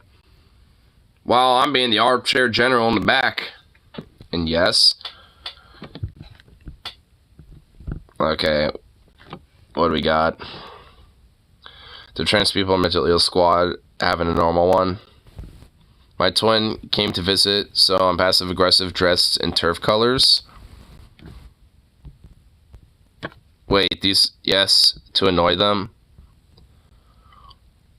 These are turf colors? Purple and cyan blue? You're just wearing a shirt and a skirt. You try stop live tweeting our visit? No, I just told them stop dead naming my cat, which is a different cat before, and no one laughed except me as I cackled like a witch. Why would you describe yourself as a witch? Like, why would you describe yourself as cackling like that? What? Why would you? Wait. Stop them naming my cat. Wait. What does that even mean? Wait, huh? What does that mean? I don't even. What? Like, did they call your cat like, oh, hey, little sweetie kitty? Or something like that? Wait. Huh? I'm good. Okay, whatever. Let's play a game of drink every time you're lectured on your internalized ableism, shall we? I'm already hammered. It's such fun if someone shoot me. Hey. Don't tease me. Well done for not murdering my twin. Oh, wait, that was me. Well done, me. This bitch is trying to be like, hey, let's fucking, like, you know, make jokes about murdering my twin, but you know what? Like, hey, someone shoot me because she's, like, a trans ally. I'm so glad our father pretends to be elderly and helpless or we never see each other. Pretends? How detached are you? Do you mean that your dad probably has, like, fucking, like, dementia and you think he's pretending?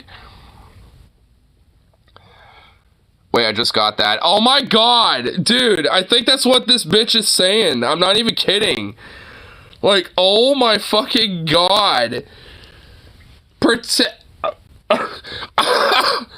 the hell does she mean pretends to be elderly? I know, dude. Like, what the fuck does that mean? Like, I mean, what? You think that him having a dementia episode or something is fake? Like, I mean, oh my god. I swear to God, if that's what she means. I mean, considering the whole, like, internalized ableism, I mean, considering this right here, the internalized ableism, shall we, and I'm already hammered, and she's saying she's so glad her father pretends to be elderly and helpless, I'm starting to kind of connect the dots a little bit. Good night, Twitter. Thanks to whoever at Gator's Airport let him talk to the twins' best twins. He loved it. Tune in again on Saturday when 20 returns to her nervous. I'm playing on our turf outfit for y'all. Dude, main character syndrome. That is just beyond ridiculous. Dude, this is like main character syndrome. Like beyond insanity. I'm so pleasant to be around. Isn't this hilarious? I'm such an unpleasant piece of fucking garbage. Ain't that awesome and hilarious? Lol. Like, my god, dude, what a cretinous bitch. This is the homophobic guy. Kaylee's point and having some mental issues and he dealing with, but it's just pure malice. Yeah, that's just a malice cunt, dude. At least for what you were talking about, the homophobic guy being like having a manic depressive episode. I mean, I just want to see how bad it was because I just like, dude, seek therapy. Like, I mean, if you're having a manic depressive episode because queer people and gay people exist, then you got some issues, man. You gotta work some shit out, brother. Like, it's okay, man. It's all good. Like, I just wanted to do that lecture, but, you know, since you couldn't find it, I mean, I guess, you know, I mean, I'm sure, like, you'll probably pop up maybe again in the future, or maybe some other person will have a very similar thing, you know, going on. Maybe Repson probably felt bad and just deleted it because, like, you know, I don't want to give attention to mental distress. Yeah, just kind of feeling bad. Which I kind of respect a little bit, to be fair. Yeah, the bitch has strong, peaked in high school energy. Oh my god. Yep. Oh, absolutely, dude. Dude, her peak was being the cheerleader in high school after she banged half the fucking football team. You know, because she got, like, hammered and did it off a bet. She did it because it was a bet after, like, you know, some weird party. Yep, that was her peak, and she, you know, it's just done. She's just been on decline ever since. Oh my god, dude. She just... Man. Just... Turf bitches, bro. Turf bitches. Vosh's hot takes against JK... Dude, I honestly, I just thought about that. I just got reminded... I just reminded myself that Vosh literally had a back and forth with JK Rowling, and he didn't give a fuck. It was like, bitch, shut up, you're a dumb cunt, make me a sandwich, basically. He didn't give a fuck. He was such an edgelord about it. It was great. Oh my god, I remember that shit. It was so awesome. I mean, I don't think the make me a sandwich part was there, but he basically he essentially did that. I mean, it's like, man, goddamn. Fuck you. Fuck you, JK. Vosh base. Like on that one. Vosh bad, but you know what? Vosh good a little bit on that. He's a little both. Vosh bad for the edge, but Vosh good for the critique. Or teaches interaction for... Oh my god! Oh yeah, dude, the banana! I don't know what you're talking about with the banana. I do not know anything about the banana. Oh my god, yes! Oh my god, you just remind me of that! Oh my god! Oh, I almost forgot about that. Oh, that was... Dude. Dude, you know what? That was even better because, like... She, like, weirdly agreed with TJ, and then people kept, like, hey, you know he fucked himself with a banana! And she was like, I know nothing about this. Quit sending me this shit. Oh, my God. Holy fuck. The fact that she saw the banana video, bro! Dude, I believe she saw it. I mean, honestly, there's nothing really overtly, you know... verifiable to say that, but I believe it. It's in my headcanon. She saw the banana video. She saw it. Oh my god, dude. She saw the Banana Gate video, dude. I believe it. Hands down. I can't fall on the banana video. Dude, are you sure? Dude, because when me and my friend Tyler, like, I told him about it because I never looked it up. But my friend Tyler, my friend Metal T, he was morbidly curious, and he decided to say, fuck it, I'm gonna go look for it. And he found it within, like, 5 minutes. I'm not even kidding. The videos, like, there was, like, you know, still frames, everything, dude. Like, I'm not even kidding. 5 fucking minutes. Dude, I guarantee you, it ain't that hard to find. You have to be probably specific in the search, and don't use Google, use, like, Bing or something, because Bing, like, even if you're looking up, like... I want to look up, like, a peach cream pie or something like that. Like, it will literally give you, like 10 porn links before it gives you, like, some weird cooking, you know, article recipe that's, like, from Turkey or some shit. Like, it's just, like, dude, you gotta go with Bug and Bing, dude. Even with Bing, I can't find it. I found the oil video, but not the banana. Well, the oil video is a part of the banana. Like, because they're all, like, a part of the same set, as far as I understand, or something like that. I mean, I have no idea. I've never seen them. I've seen, like, still frames, because my friend will show me a still frame and be like, dude, look. And I'd be like, no, oh, God. And I'll look away, like, I don't want to see this. And my friend will be laughing his ass off. So, I mean, he found it pretty fucking quickly. I don't know. We could ask Stony Lonesome. He has a weird way of finding weird shit like that. I'm not kidding, dude. That guy has a, you know, interesting and very quick way of accessing and finding weird shit like the banana video.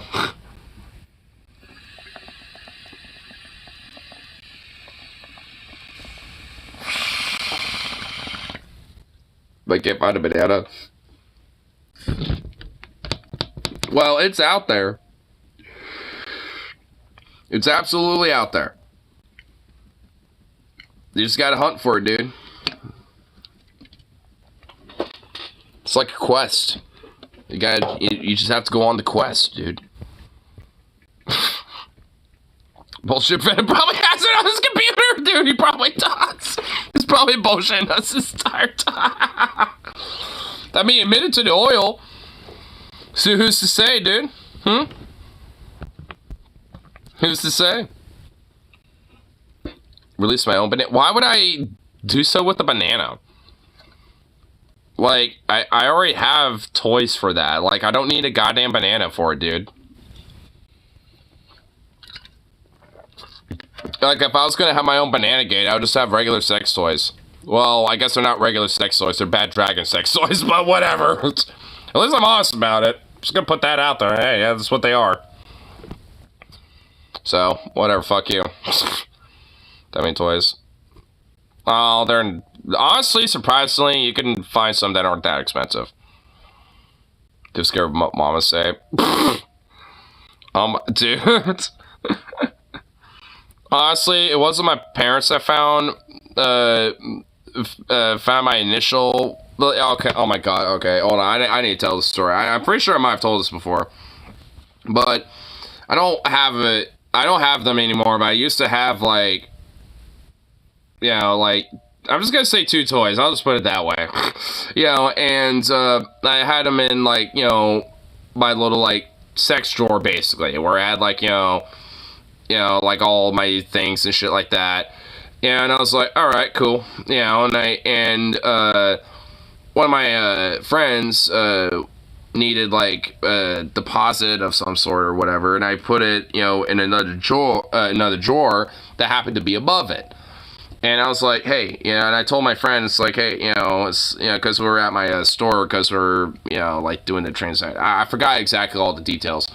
But, I was like, all right, you know, like, well, go in my room and go to, like, the drawer next to my computer, because that's where it was at the time.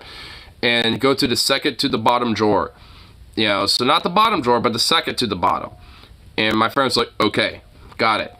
And I was like, all right, cool. But he took a long time to fucking, like, return.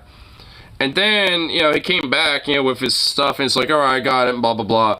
And literally later that night, I was like, you know, feeling kind of hard, whatever, you know. And I opened up the drawer real quick, and I was like, I was like, wait a minute, what the fuck? It's like, hold on here for a second. You know, and I was like, it's not there. So I was, you know, I kind of looked around for a second. I was like, wait, am I misplaced or something? Did I, like, leave in the bathroom because I was, like, cleaning or some shit? Like, I was kind of wondering some shit. I was like, okay. And, no, it was just right gone. And then I found out about a month later when my friend went to go grab his thing from the second to the bottom drawer. He must have misheard me because he opened the bottom drawer first. And he eventually admitted that to me. It was like, oh, yeah, I accidentally opened the bottom drawer. And instead of, like, the second to the bottom, and I saw all your things. I was like so disgusted. I literally took a garbage bag for it away. I was like, you fucking dick, you actual asshole. I was like, I mean, at that point when he admitted to me, it was like a year and a half or 2 years later. So I was like, damn, you dick. I mean, at that point I just gotten over and I replaced the shit by that point. But I was just like, man, you fuck. Kind of felt like, you know, it's just, it's like, you know, you kind of like owe me at this point, you jackass. But you know what? Yeah, it's whatever. I don't even care at this point. Like I said, I got that shit replaced at this point. But I just thought it was just like kind of ridiculous to just be like, bro, how did you like mishear what the fuck I said?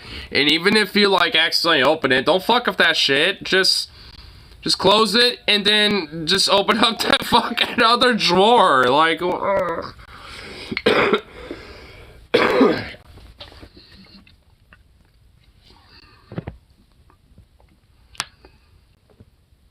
did something disgusting but glorious and hilarious today?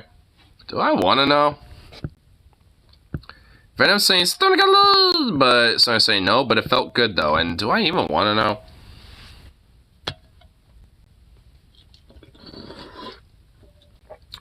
I feel like I'm taking a gamble by saying that. I'm curious. I'm willing to roll the dice. What's the answer on this one? You're just like, you know, imagine me just like throwing some dice here. What's the roll? What do we got? What's the roll that we have now? I bet a miss roll. I'm gonna do another roll on this one.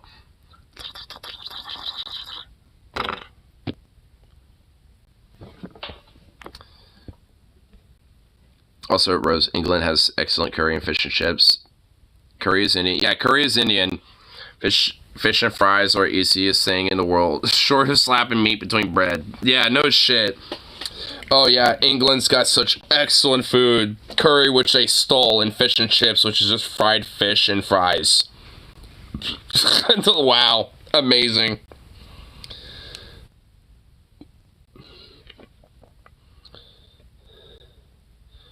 I have had a coffee when I go for a morning walk with a joint, and I can make it to the park, find a bush. So I stopped in a church and went in the girls' bathroom and took one of the most explosive shit.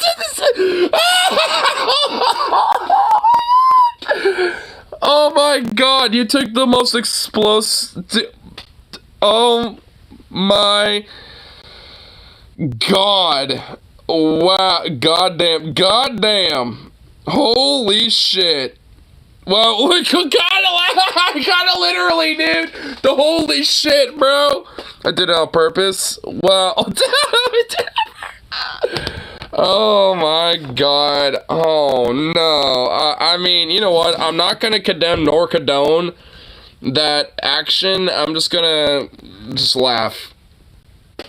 I mean, I'm just gonna laugh at that shit and just be like, yep, that was the action that you took, and wow, yep, that was the thing. Also, the fuck. Well, Rose is like, yeah, alright. Well, Rose is starting to have some criticisms here. Also, the fuck, holy shit. Yeah, a literal holy shit. Yeah. Okay, there might be just a very tiny condemnation, just a little bit. I mean, in the sink, I could maybe, like, you know, get a urinal or something, but, like, the sink,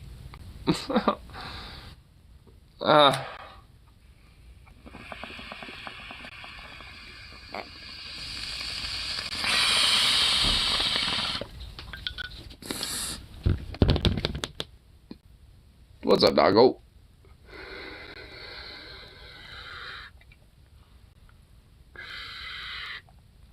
So it's like pussified Indian food? Pretty much. It was fun because I knew I could get away with it. I mean, I'm kind of doing my own little fun, rebellious nature myself. I mean, it's not like spray paint, but it's a Sharpie, and I've just been like writing random little things on different surfaces I know I can at least write the Sharpie on.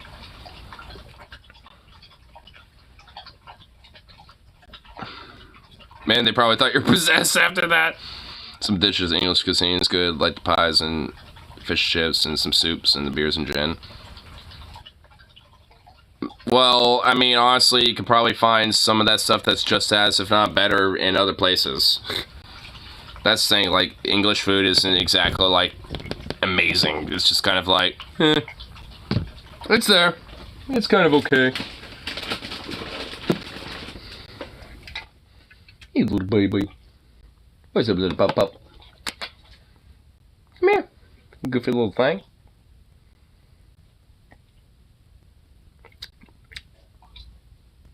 You you know, you don't really need that harness on you anymore.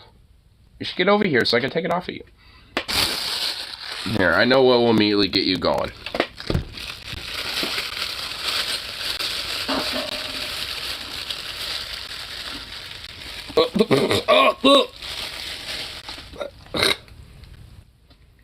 Come on. Ow! Oh! Oh!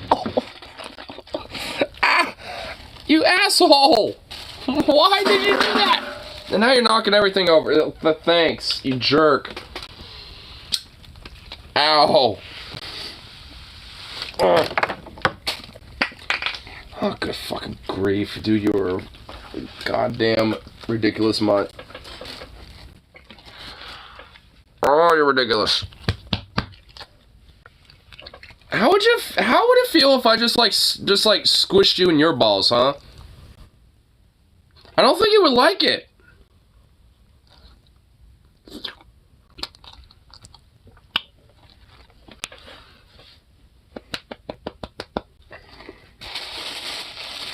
Hey.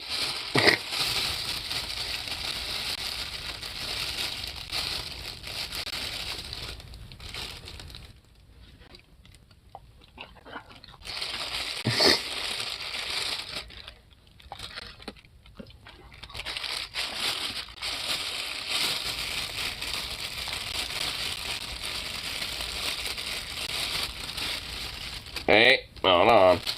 Hey, give me a paw. Gotta earn this one a little bit. It's a fucking having an aneurysm over here, Jesus. Oh! Why? You know what? There's not even much left in here. It's like scraps. Here, just take the scraps and go. Little goober. Yeah, see, it's empty.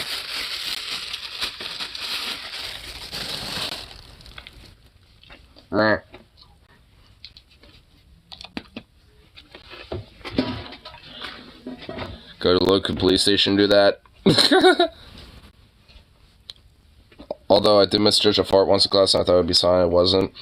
I did that once at a Red Robin recently, and it was actually the one time I mentioned it on stream. And I don't know if I told the story at that point, but I misjudged a fart and it ended up being like, not necessarily like the full-on liquid stream of death, but it was like almost the beginning. So I was like, you know, I was like thinking in my head, it's like, you know, something feels a little off, so I was gonna kind of do like the little like kind of squeaking on the side, and I was like, it didn't. I just kind of felt the initial like, and I was like, nah.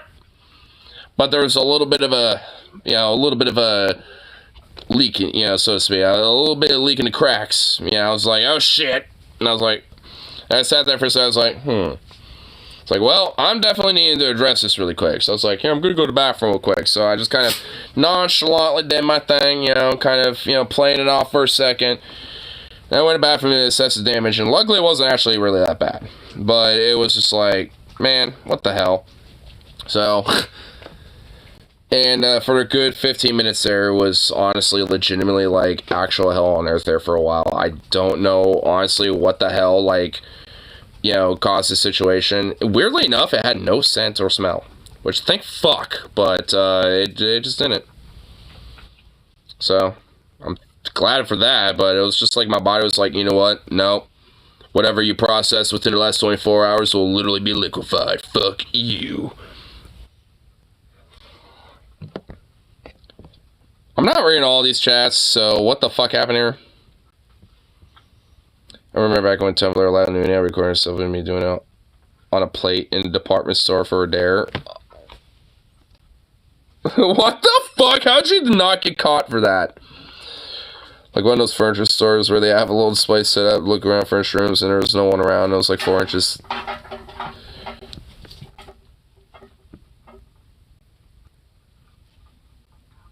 Out of a cubicle. Dude, I'm actually kind of speechless on that one. I don't even know what to say to that. Wow. Alright, well, okay. All right, that's the thing. That was the thing that you did. So only change topics. I had a topic already in mind, but it would just be such a random fucking tangent. You help us transition, because I got one already that I was meaning to get into already, earlier. So, there. Now I know something educational. What would you think if you met Big Red? Big old dicks. Wait. Viewer discussion advised.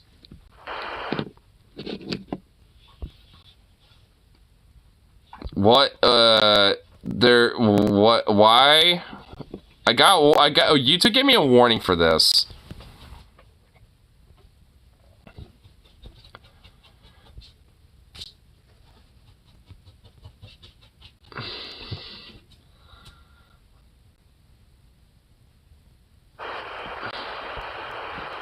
Not sexual, don't worry. Well, it said self-harm and stuff. I mean, like, which, that's not a problem, I guess, but... What? Well, I mean, what? Not sexual, don't worry.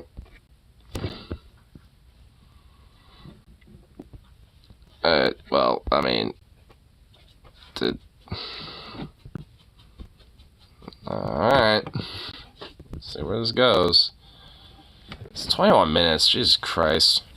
What I was gonna get into is nowhere near longer as this, or nowhere near as long. Could be wrong. Well, it did pull it up. See? Hold on. See? Take suicide or self-harm topics. Like, oh shit. Well, what the hell? Oh, I guess we didn't have this on. Turn back on, bitch. Ugh, that was an annoying ear rape. Ugh. This one, I think. Oh, you meant this one? But yeah, this one's a lot shorter. God, flashlights, virus, death, oh my goodness. Da da da. The mimic is a bipedal creature with uncanny similarities to humanoid anatomy. They greatly resemble humans without skin, with added exaggerated features. So basically a Titan? Features include extended finger length, longer limbs, bulging, empty eyes, and their most prominent feature, a wide, teeth-filled smile. Although it resembles a happy face, this is due to coincidence, and is only how their facial structure is shaped.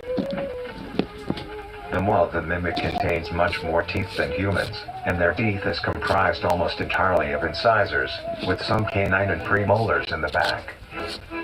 This tooth composition is ideal for biting down onto meat and swallowing chunks whole. A mature mimic's diet is comprised entirely of human flesh.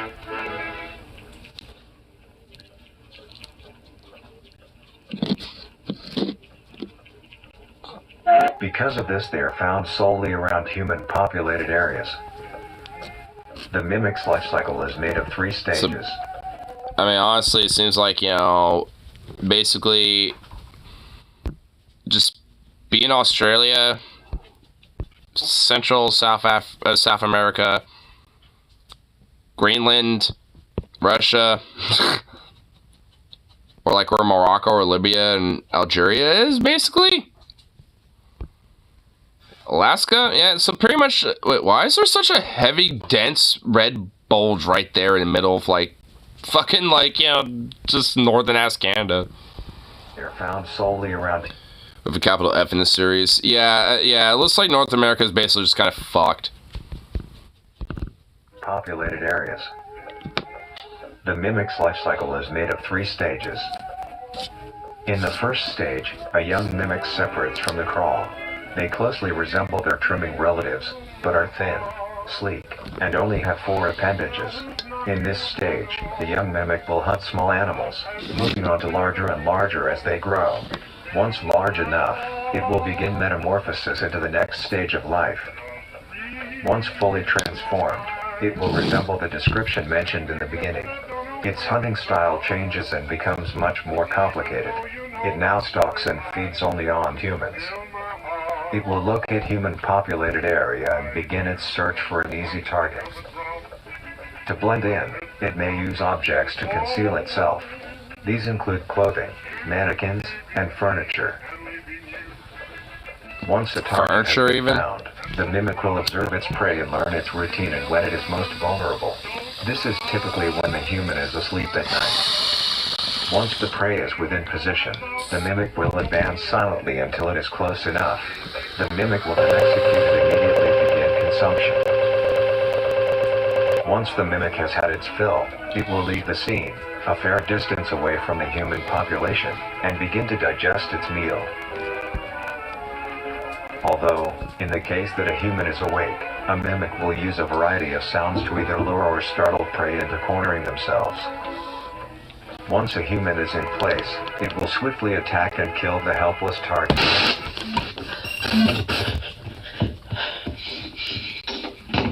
Whoa.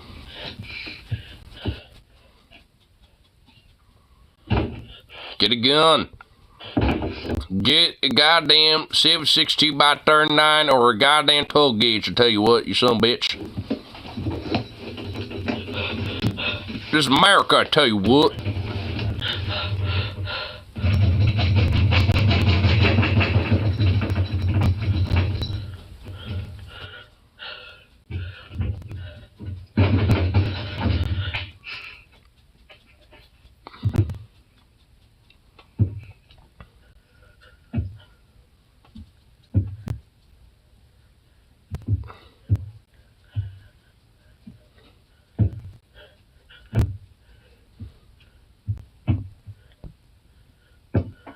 There's gonna be jump scares in there.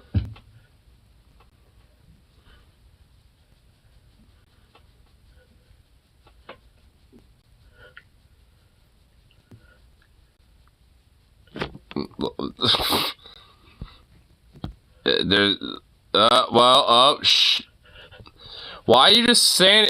So wow, what a jump scare! Why are you just standing there when that happens? Like, if that happened, a motherfucker would be freaking the fuck out, bro. This fucking thing right here. I would empty every last fucking bullet I had into the light on it. Light on fire, just to be sure. Dude, no shit.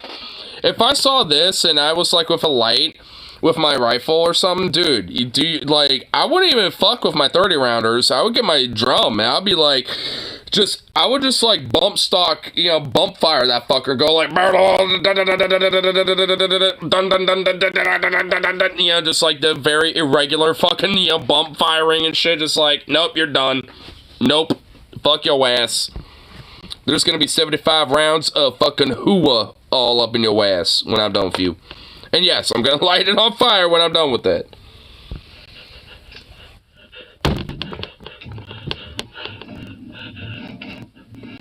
Why are you standing so close to the door when it's doing this?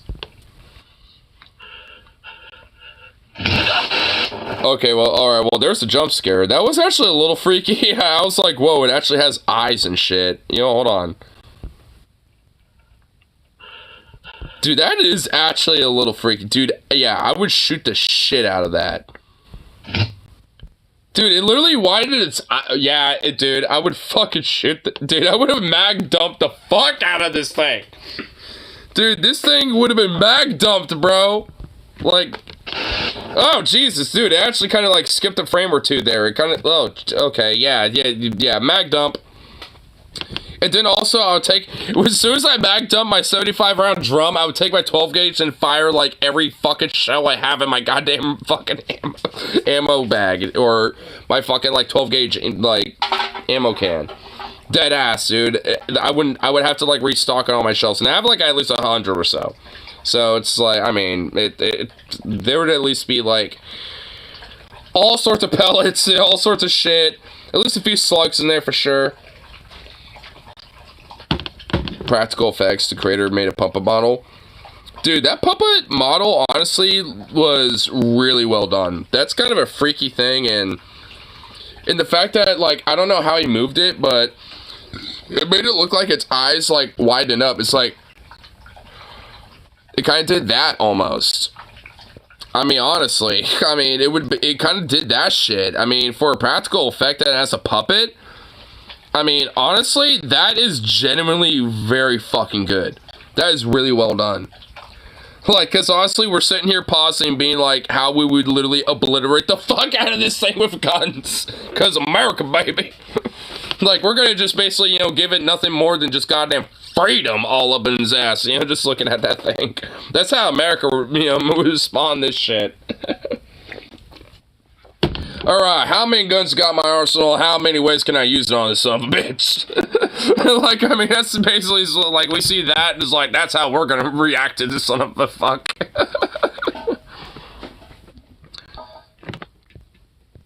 They use the weapon God gave me and use the loads against it. Yeah, I don't want to know what the fuck he means by that.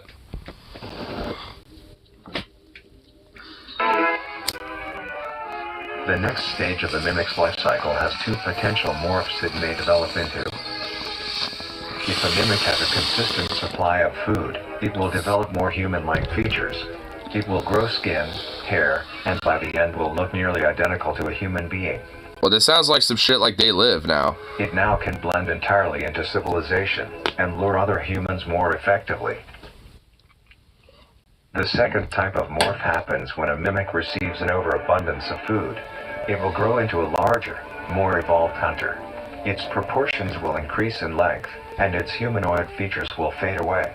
It grows a thick, dark coating of a flexible skin, which is highly durable, and increases in strength the more the elder mimic consumes. So, this kind of nullifies the goddamn mag dumping. Oh, shit.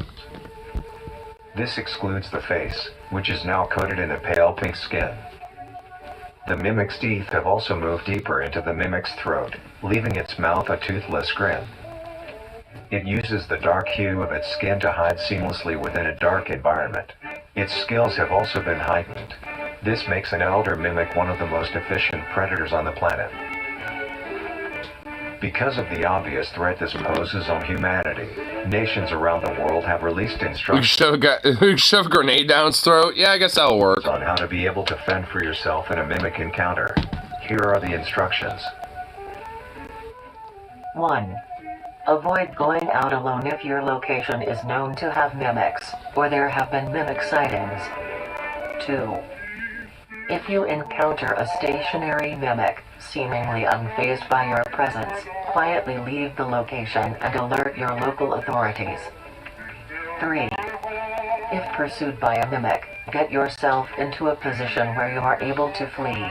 Mimics will rarely attack if a person has a clear escape route. 4. In the event that you have been cornered by a mimic, roll into the fetal position, protecting your neck, face, and vitals. Like, this is gonna help. Organs from attack.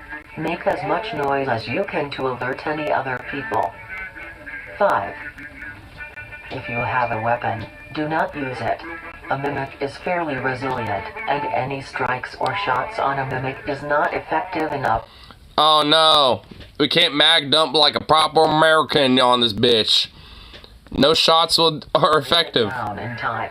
Instead, use it as a barrier between you and the mimic to block it. Well, what if my gun is the barrier? I'm just gonna shoot it as the barrier. Like, what is the... Oh yeah, let me use like a bat or like my rifle as a barrier, like a wall. Yeah, because that's how a weapon works. A shield would be better. Attacks. 6. In a situation where a mimic is hunting in the immediate area and is not aware of your position, hide somewhere low, like under a bed or behind other furniture. A mimic will not linger too long to search for prey and will move on. Be safe, and avoid any encounters with a mimic at all costs. All I know is if it bleeds, we can kill it. Oh yeah. Next up, the Harvester.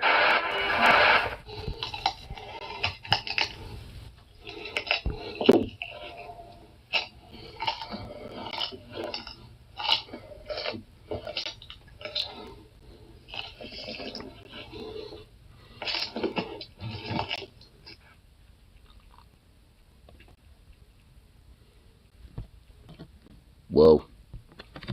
Whoa. Wow.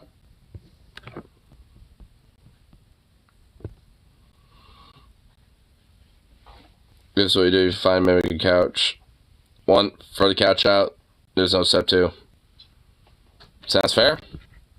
They never really explained the whole, like, you know, them being, like, furniture or whatever, but I'm guessing that's what, like, the whole harvester thing is or something. Obviously, it seems like there's multiple parts to it.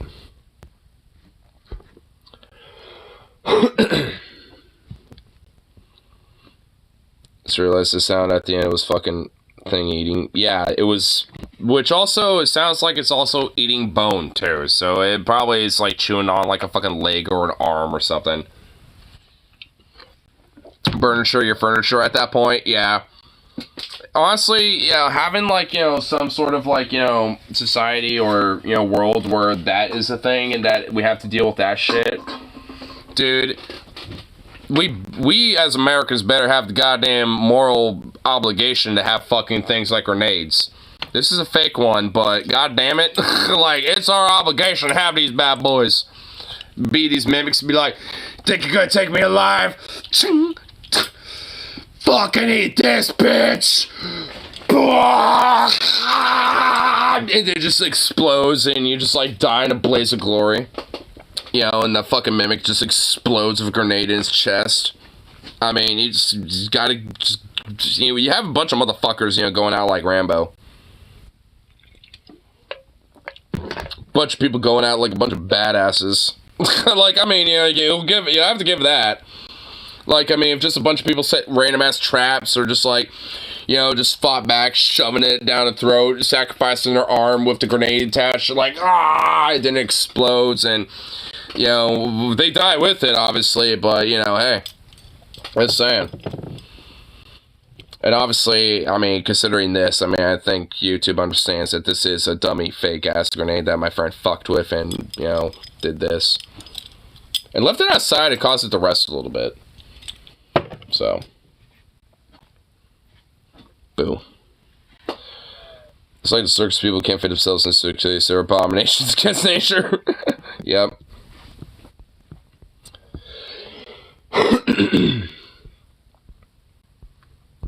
Venom, if you're this horny, go to Pornhub or something. I mean, oh my god.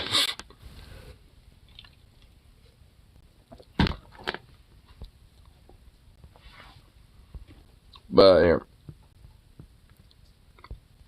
here, to at least get ourselves into labor, you know, some poor labor stuff in here, as you say. Yes, what? These uppity peasants over here decide to do a strike tonight, I do say. What? These uppity peasants over in the Emerald Isles with their damn warlords Sean Fane. Ironmonger, I do say, what? But yeah, I mean, you know, this shit's going on now. Shit's on.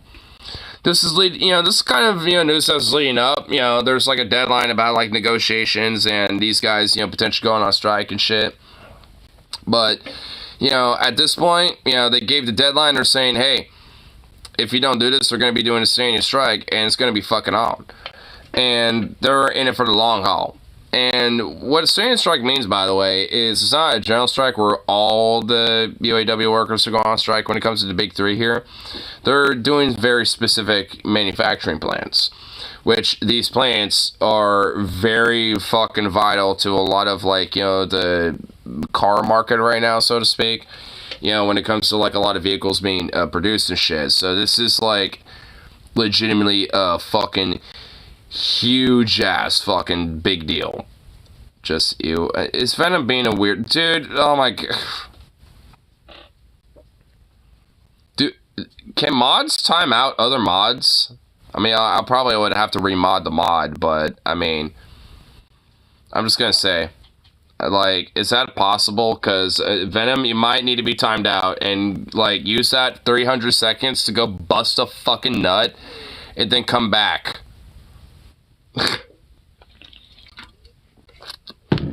Oh my god, Sony. Oh no. Oh no. You know what? Actually, yeah, you know what? Yeah, you know what? Yeah, you know what? Yeah, you two go hash your horniness out. How about that? Wait, so game over, man. That's a wrap for you. Oh my god, can you imagine seeing the door scene, but instead the mimic is marching to the green? Oh my god, hell no. Fuck no. Honestly, I take one for the team. Oh my god, Venom, no, you're done. No. Yeah, okay, you know what, like, 300 seconds. No, Stony, bad Stony. Bad Venom! No! You deserve that shit, actually. It's Clash of the Cringe Titans. Oh my god. Man, can we get into this in a serious level? Or are we just not going to be able to do this? I want to get into this, but I don't know if it's going to be possible. Venom, okay, I am like... I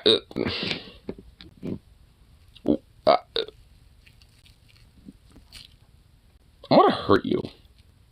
I'm going to block this out from my memory now. You know, Killers just wanting to read chat. I mean, I don't want to read it. Oh my god. I'm half tempted to just do this, say fuck it, be like, nope, we're just gonna like get into it and just say fuck it. But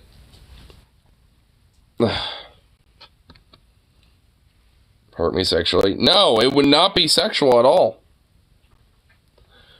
Just getting into it, man. Well, now I'm getting conflicting information. You know, fuck it. But I'm doing this. We're doing this. So this is what you get.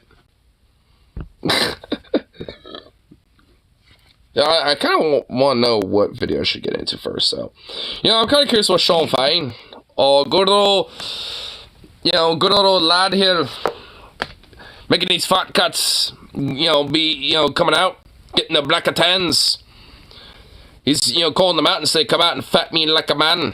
So, you know, it's like, kind of want to see what the good old lad has to say. Paying a lot less in some cases for labor than these companies. How can you expect to actually get everything you're asking? Shame on those competitors, number one. All this is the companies are trying to drive a race to the bottom, and we're better than that. America's better than that. You talked about the raises that in your presentation the other night. You talked about the raises that are currently on the table from the big three. They've made some concessions. You said they're not enough, but they have made some concessions. Have you put out any olive branches so far? Yes. We gave counter offers. And that's the first misconception that some of the corporate CEOs have been putting out, saying we haven't countered. We've countered. We've had. I know that for sure. Like the fucking Larry Kudlow, like for example, like sloshed out of his mind was just like saying like these guys were basically stonewalling and the unions, and this guy Sean Fain were like, you know, being a paper tiger, just like being like, no, nah.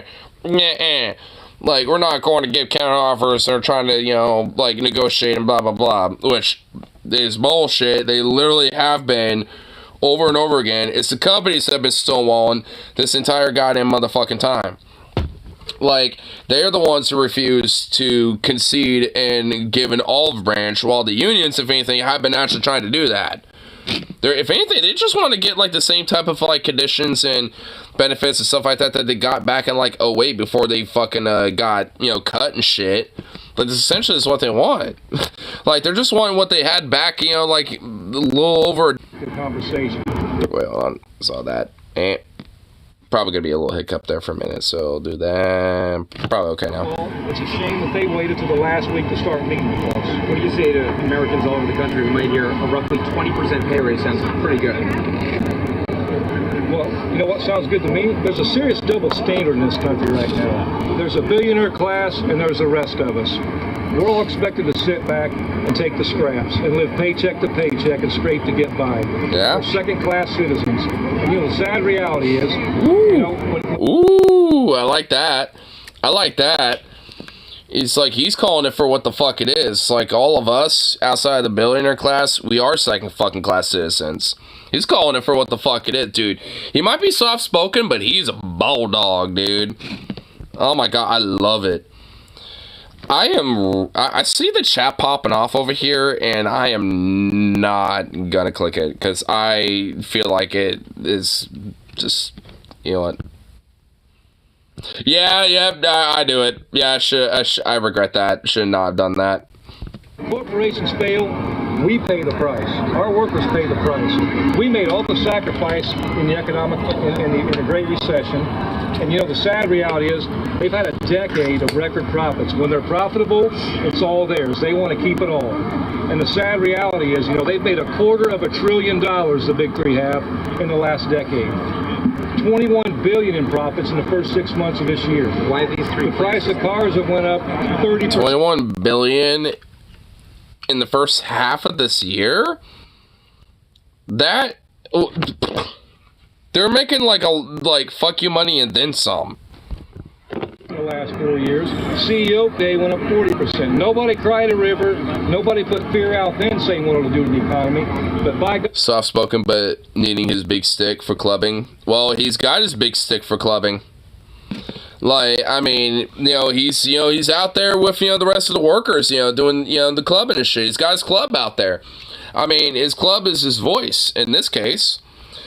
I mean, he's clobbering them right now. He's just doing it vocally. They don't necessarily, those fucking fat cats still got to be there, to be clubbed down on, by his fucking club. I mean, for Sean Fain, for him, it's his voice. But for the rest of the workers and shit, if they want to try to get scabs across that fucking picket line shit, they got another thing coming. Because I guarantee you a lot of these motherfuckers are, kind of rough around the edges, a little rough and gruff. Like, I'm pretty sure a lot of them are not exactly gonna, just like, take the piss, right? Like, I mean, I know that much. Like, I mean, I know how, like, a lot of these, like, kind of, like, more, like, like, Midwestern, Southern style, like, blue-collar types work and shit. And they're definitely a little edgy and rough and gruff around the edges. And they don't take no shit. So, if, if, like, something pops off, between scabs or anything like that, or, like, private security and shit like that, I guarantee you there's definitely going to be some clubs coming out. I mean, honestly. I mean, it might not be the same day that, they start fucking with them, but the next day, they're going to have those clubs out. It's a back and forth. Like, they try to, send scouts across that picket line and, try to fuck with them, and they got their clubs and shit. The next day, when they try to do the same thing, these motherfuckers are going to have their clubs out. And then, at a certain point, they're going to, the scabs and Pinkertons and sometimes even the cops outright will come there to escalate that shit. And then, sometimes guns get involved. And not necessarily to start shooting, but just to fucking show off and be like, hey, fuck off, let me cross that line. That type of shit. And then these motherfuckers will come back and do the same thing and be like, hey, you ain't crossing this fucking line. We saw what happened last time. And, hey, it just keeps going from there. And at that point, it's like, that's where the fulcrum hits. And at a certain point, someone's going to break when it comes to the shot being fired. And that's, and pretty much more often and pretty much damn near every fucking time, it's not the workers on strike that do that. It's the Pinkertons, the scabs, or cops that fire first. Almost every fucking time. And usually, most of the time when that happens, the fucking, strikers and the workers are, usually don't even have guns in the first place yet. Usually by that, when that happens, that's when they start showing up with guns. Like, that's when it gets to that point. Like, I mean, so even if a scab might show off a gun and be like, hey, fuck off from me and shit, more often than not, they're not going to show up the next fucking day with firearms themselves. It takes, like, someone doing the actual, like, popping off of something, with a round or two to intimidate people. Not to, like, kill, but to be, like, to get people to, fuck off and, step back and shit. Either way, it's still an intimidation tactic. But this is, like, this is historical back. This is, like, literally the back and forth of how these strikes have happened. And I don't think it's going to get to that point, by the way. Like, I don't think that would happen with these strikes. But I do feel like, some clubs and shit might, come out if, some people try to fuck with them. But luckily, the zeitgeist is not like that. So, luckily, even though I'm saying, when it comes to, like, escalation, when it comes to, like, striking action and stuff, like, I mean, I feel like the energy of, like, scab labor / like, the retaliation against shit like this, it's not really going to be, like, a really big thing, and I really don't think it's going to be something to worry about, outside of just the cops and the fucking fat cats, who have those cops in their pockets, which you can't do shit about that, really, because if you do, then, you're fucked. I mean, you can't really, like, go fight a cop, you can't really do that. So, it's, at that point, you just kind of have to, take it, in a way. But, just keep it peaceful. And if anything, that's actually, a better outcome, honestly. You know, it's when, like, you know, the citizen or the private citizen or, like, private security and all sort of shit, they're the ones who tend to take things, you know, the extra level and are willing to escalate. Cops will just break you up and disperse y'all and might, you know, arrest a few rabble-rousers and release you the next fucking morning. You know, so it's just like, I mean, knowing these type of guys in comparison to, like, SAG-AFTRA and WGA and, like, you know, all that shit, these guys are cut from a different cloth. Well, not a different cloth, but a different quarter of the working class cloth. They're more cut from the rough and gruff, you know, side of things. You know, so they play a little bit of a different game in comparison to, like, you know, what WGA and SAG-AFTRA will play. I mean, realistically, that's what I'm saying. Like, these guys play a different game. Like, they're going to be out there on strike and shit, but, you know, when it comes to, like, you know, strike breaking or scabs and sending cops down their way and shit, these motherfuckers will play a whole different goddamn game. And I think they know it. I think they fucking know it, too. So, I think if these fat cats are smart, they will fuck off from them. You know, and if anything, let them, you know, strike for a little bit and, you know, take a loss a little and then just fucking concede. If they know what's good for them. If anything, if they knew what's good for them, they would just accepted the fucking deal in the first place and just, like, acceded to the unions in the first place. If they knew what was good for them. But now that we're at this point, you know, fucking, hey, take a loss, bitch. I mean, fuck all y'all. So, it's like, I mean, you know, at the end of the day, you're gonna concede to their fucking concessions. I mean, maybe not every little thing, but at least enough.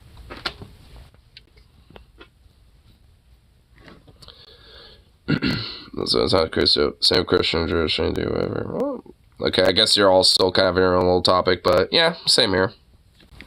I mean, yeah, I agree with that. Workers ask for their fair share. It's the end of the world. It's got to stop. We're better than that, America. Why these three plans? You got to start somewhere. We were expecting, you know what, it's all about strategy. So, you know what? Now, I'm not going to get into our strategies, but you know what? We got a lot of smart people. We got a lot of... He's been pretty vague about the whole strategy thing. Like, the reporter asked him about, like, hey, what type of strategies will you use? Like, I'm not going to worry about the strategy aspect of things. Which, to be fair, you know, the strike literally just started, like, what, like, I mean, 5, 6 something fucking hours ago, like 7 hours ago. Like, this, I mean, it's a very fresh strike. It just happened. Like, I mean, there's not much strategy outside of it besides just having a picket line. I mean, like, I don't know. Like, I mean, don't really have, like, much to go for outside just be out on the picket line, you know? Make sure the factory's shut down and it don't burn to the ground and just go outside, strike, and, you know, just go from there. Like, eventually, everything else will kind of fall into place after a couple days. I mean, there really isn't much of a strategy beyond just, like, striking right now. It's kind of a silly fucking question, to be honest. I mean, like, because I understand why he's being vague, because, like, yeah, I mean, you know, we just started this. We don't know exactly what the long-term aspect of things are yet, because we just started this at midnight. Like, we're in the middle of the night right now. We're going to see what the follow-up is, you know, the following day, and go from there. Like, I mean, that's kind of what he's saying, basically. It's kind of why he's being vague with it. Which is fair. I mean, a lot of these fat cat CEOs, I'm sure some of them are staying awake and being like, what's going on here? You know, like, and shit, but they're going to have the responses and stuff the following day. Like, we're going to see some follow-up with the shit by Friday. And, oh boy, I'm sure it's going to be interesting.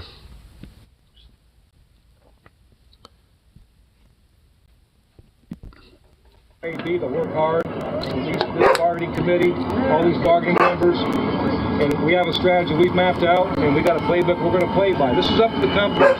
If they come to the point and they take care of their workers, we'll be back to work. But if they don't, we'll keep amping it up. What did President Biden tell you? That's actually pretty simple and self-explanatory. Like, I actually, like, that right there says it all.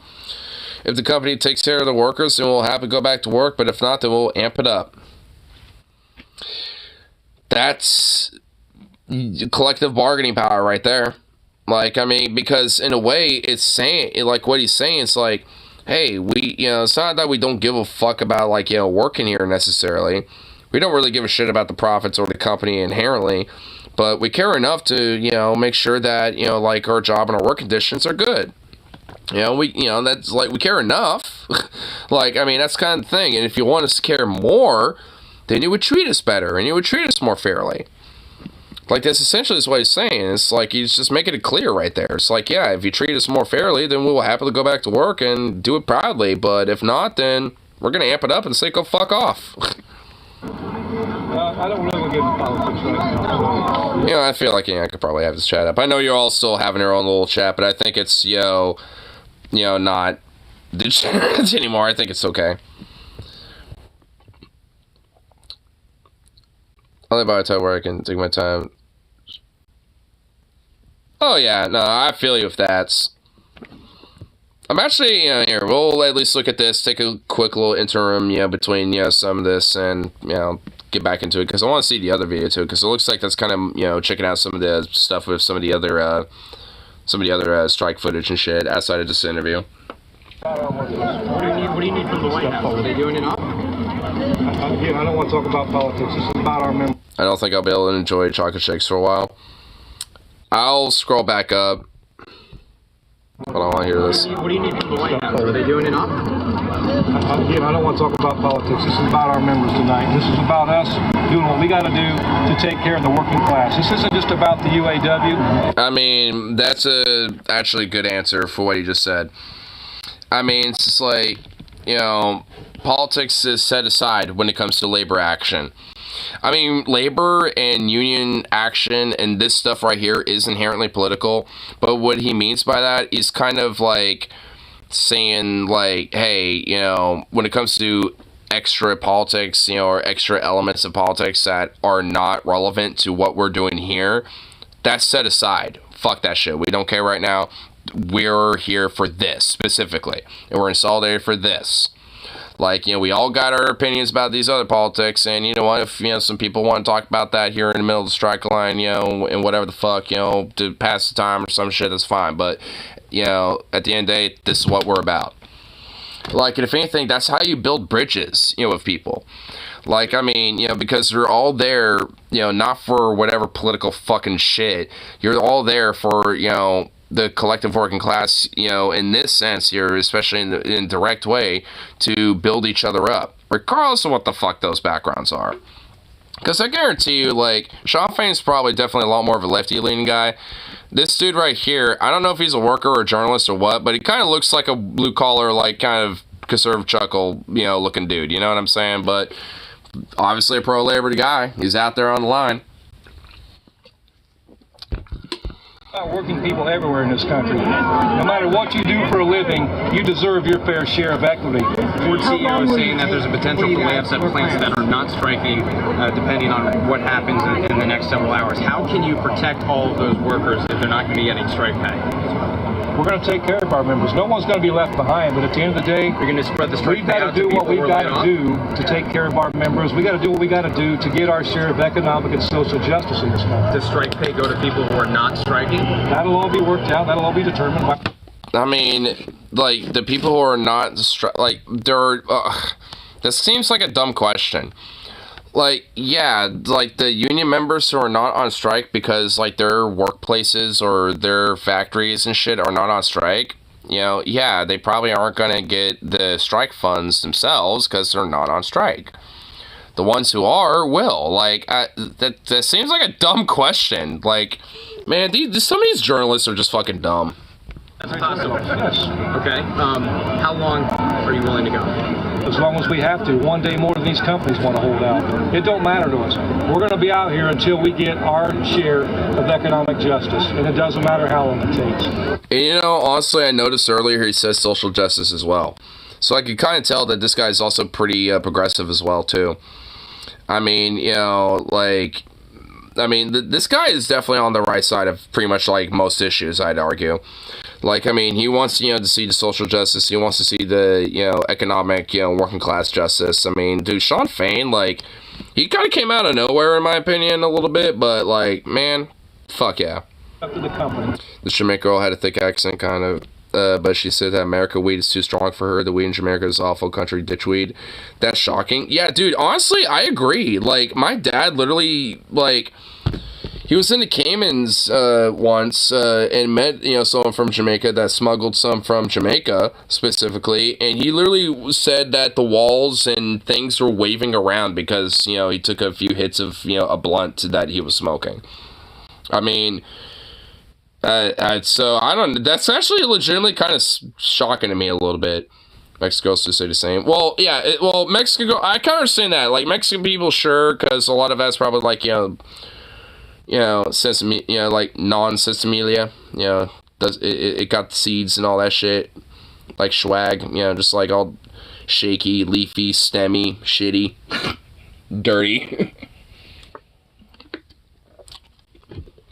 Probably literally has like residue of like, you know, fertilizer on it.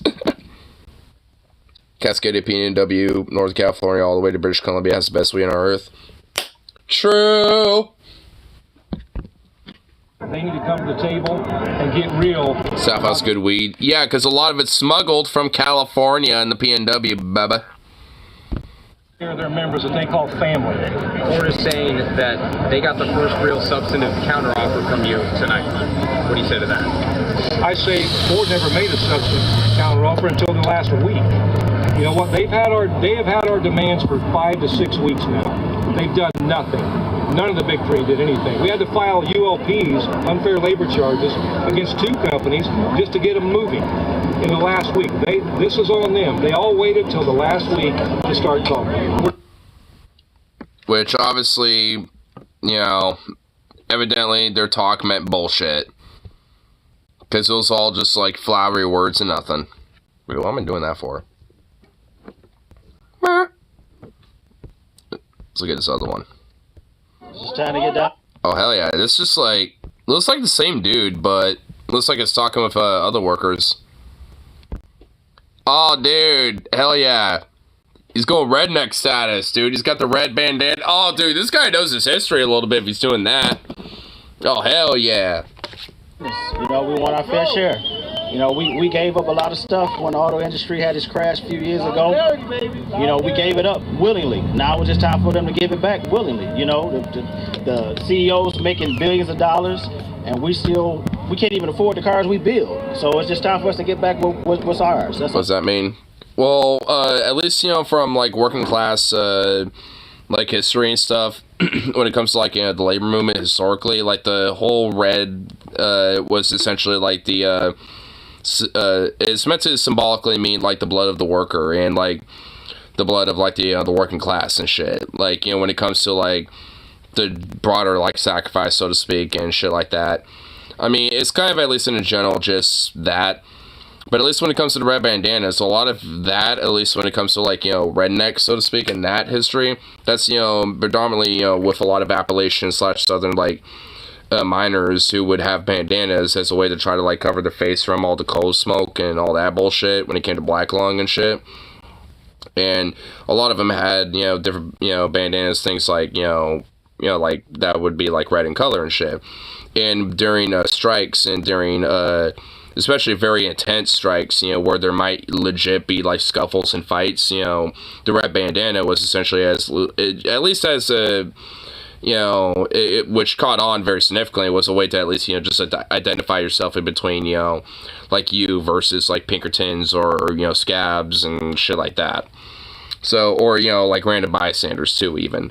So you can kind of understand who's like, you know, a union worker on strike, you know, or someone on solidarity, you know, with you versus someone who might, you know, be a scab or, you know, like trying to be an agitator in the strike line and stuff like that. Like, it was like really broadly just kind of a way to identify like strikers versus, you know, someone who might not be, you know, on the strike line and stuff like that. I mean, there's kind of like a few different backgrounds to it, but I mean, at the end of the day, it all kind of, you know, comes down into like, you know, the same kind of meaning in a way. What has it been like in the plant leading up to today, you know, throughout the week? I know he's a socialist cutter, but I didn't think about that aspect for his clothes. Yeah, because he is wearing a lot of red. Like, his hat's red. I mean, actually, I just realized he wasn't wearing a bandana. He's just wearing a shirt. Wait, hold on. He might be wearing an IWW shirt. I mean, I don't know if he is or not, but he might. Like, so this guy might be, like, you know, affiliated with like the IWW a little bit too. I mean, maybe. I don't know if it is or not, but I wouldn't be surprised actually now that I'm thinking about it. Especially with like, you know, the whole like red color thing. We have more strikes. Honestly, this is like the most strikes I think we've seen in a long fucking time. We got WGA, SAG-AFTRA, the UAW right now, and plus there's like there's like flight services of like American Airlines, Southwest, and a few other airlines I think are either about to go on strike or are on strike right now. Like, there's a lot of shit going on. Like, I mean, there's a lot of people that are like, you know, either about to go on strike basically or are on strike. So we're at a point in America where we have like seen the most like labor agitation since, I mean, I don't even know when, like the 50s, 40s, like the 80s and 90s. I mean, I wouldn't really know necessarily. I mean, but we haven't seen this shit in a long fucking time. Like, and it's, yeah, like you're saying, yeah, I feel too. I talk to people at my workplace, at the bars that I go to and shit. Dude, yeah, people are fed up, and people are hurting, and it's at a boiling point. You know, maybe, you know, on an individual level, people might be like, you know, I'm fair enough, you know, okay, and stuff like that. You know, and, you know, blah, blah, blah. Like, you know, there's people that might be able to at least, you know, like, you know, fare out, you know, despite, you know, everything going on and shit. Like, at least for me, in the short term right now, that's kind of how it is a little bit. But at the end of the day, it's like, hey, I'm still hurting. And plus, I recognize, you know, plenty of other people in my life that I see that with. And, you know, it's like, shit. You know, it's honestly, this is kind of the first time in a while where I'm like, been doing a little better in comparison to like the last like 3 to 4 or 5 fucking years. And a lot of that's just because, well, unions. Because I'm a part of a union. That's a part of it. Because that's like a heavy influence of how people like, you know, like are able to, you know, rise up in this fucking shit. And labor has always been a rising tide that raises all ships. Uber Eats or DoorDash and Grubhub on the side for money. Oh yeah, I know people doing that too. I mean, hell, even me and my mom have actually tried to, like, you know, pester my dad to maybe do that too, even a little bit, just for a little extra side income or something. I mean, I don't know why not. I mean, honestly, considering the vehicle that he uses, I mean, I don't know if it actually would technically qualify or whatever the fuck. I don't know what, like, procedure they got for that bullshit, but, I mean, my ship rights legislation, not labor. Yeah, it does. I mean, even if you don't necessarily, you know, directly, you know, as an individual, there's plenty of people who are disabled that also work, you know, and also have, like, SCI, stuff like that. But also, like, when it comes to that, I mean, like, it still also raises your boat, too. Even outside of that.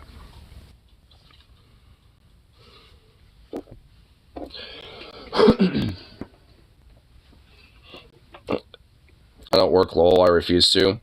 I mean, that's a little bullshit. I mean, you've openly mentioned that, like, if, you know, you lived in an area where there's a dispensary and you were able to get a marijuana license or whatever the fuck, you would work at a dispensary. Like, you've mentioned stuff like that. That's a little bullshit. I mean, sure, you're very specific about what you want to do, but that's fine. There's plenty of people like that. That's okay. But, you know, hey, you've mentioned that. But for specific circumstances, well, hey, I'm still saying though. And honestly, dispensary wouldn't be a bad job. If you know, at a certain point, if you are able to talk to people and stuff like that and, figure that out a little bit and get good at that, and be able to, like, chat with people and know, especially if you know your weed and, are able to, like, recommend people certain strains for what they want and this and that. Like, I mean, like, the dispensary I go to, there's, like, 3 or 4 people that legitimately have been at the dispensary since it pretty much fucking opened. I mean, there's, like, a bunch of people that have come and gone and stuff for sure, but there's, like, a consistent, like, kind of crew there, because they kind of keep everything on lock a little bit, and honestly, a lot of people that do work there usually do so part-time. That's why they kind of come and go a lot, because they're doing so part-time just for supplemental income, which is totally cool. But they get a lot of tips. They also, don't really have like a bad wage when it comes to what they get as their base rate. I mean, it's like, all in all, I mean, it's not really a bad gig. I mean, most people do it as kind of a part-time thing. Maybe they has as like their second job. I actually know someone who works at Starbucks at my store that also part-time works at that dispensary. I mean, so I will like see her one day at the Starbucks, then like the next day I go to the dispensary, I've seen her there. I'm like, oh, hey, I saw you yesterday. What's up? So it's just like, I mean, like it's not uncommon at all. I mean, that shit's more common than you really think. I mean, like, the weed dispensary business is a little cutthroat in a way just because of that, in a sense. So you might not necessarily last at one dispensary, but having that experience, though, you can easily get another job on lock, when it comes to another weed dispensary store. And in fact, I mean, you would definitely be able to, probably get a better job, at another dispensary just because you have a couple months experience at another one that you were kind of like being the, bar back guy, basically. Setting up, joints and maybe helping people occasionally and, setting up pre-packages and blah, blah, blah and all that shit.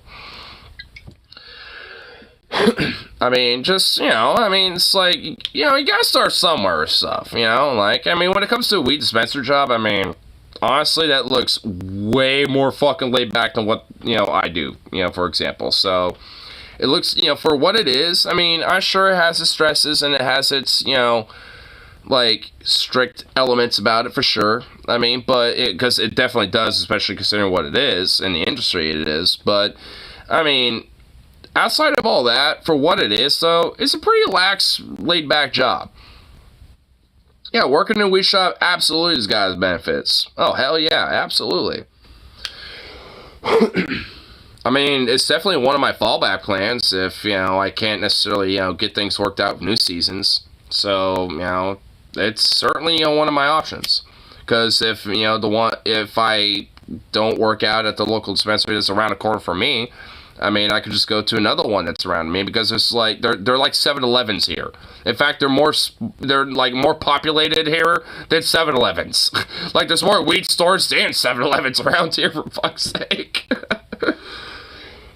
Like, there's legit, dead ass, like, 5 dispensaries within a mile fucking radius of me. I just go to the one that's the most closest to me. Like, I mean, it's not that hard to get weed here. It just isn't. They're everywhere. It's everywhere, and I love it.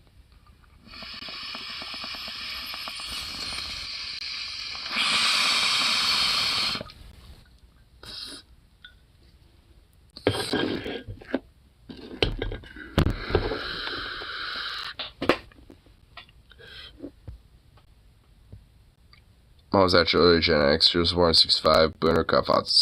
Yeah, no, Boomer Cup's off around like 65. You're born in 70s. 45, 65. Gen X, 65, 80. Gen Y is 80, 95. That's millennial. Which, I mean, I've heard, like, some different shit about that. I've heard, like, it's from, like, 1980 to, like, 95, but I've also heard, like, 96 and 7 and shit. I mean, it seems like, depending on who you talk to, like, some people, like, shift those years around. But that is kind of, like, the general, like, median, I would argue. I mean, some people, like, I guess that's why there's the cuspers. Like, at a certain, like, I grant at least, like, a year to a year and a half, like, metric for cuspers. And for 97, yeah.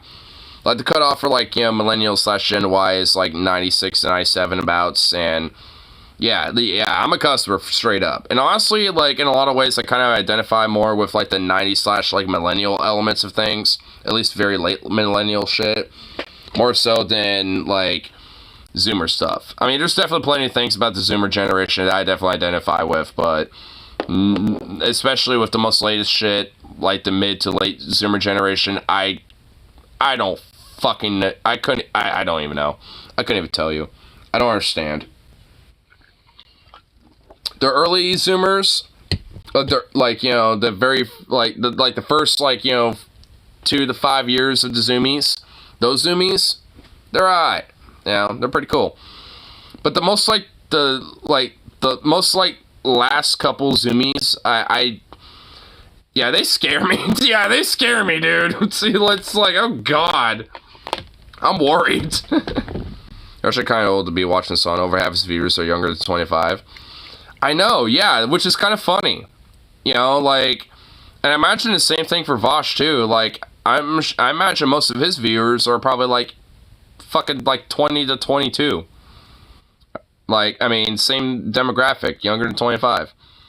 Like, for who I am, I mean, like, when it comes to a lot of the more, like, modern, like, lefty slash, like, kind of zoomy commentator lefties, I guess, like, yeah, like, I mean, I definitely kind of fall, I guess, into the zoomer crowd in that way, but a lot of those type of people, though, like Vosh, Hassan, even Demon Mama, Mike Figueredo, they're all, like, a little older than me. They're like in their 30s and shit. So, you know, they're millennials. So, like, you know, a lot of it's just because, like, I kind of see, in a way, a little bit of myself in them.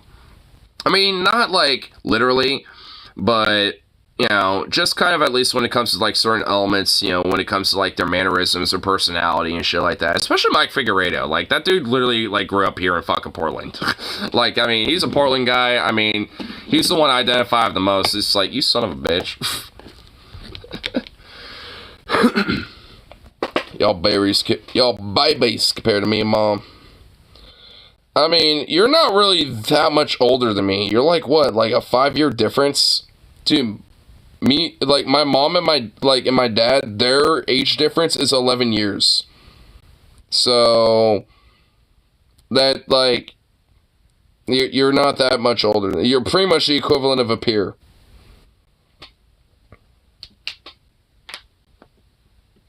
I let my lumberjack me. I kind of feel like he's a little bit of a sub. I'm just going to put that out there. I think we scared off Rose, by the way. I don't see him commenting anymore. I think he's scared and done. He's like, no, fuck this, I'm done. poor Rose.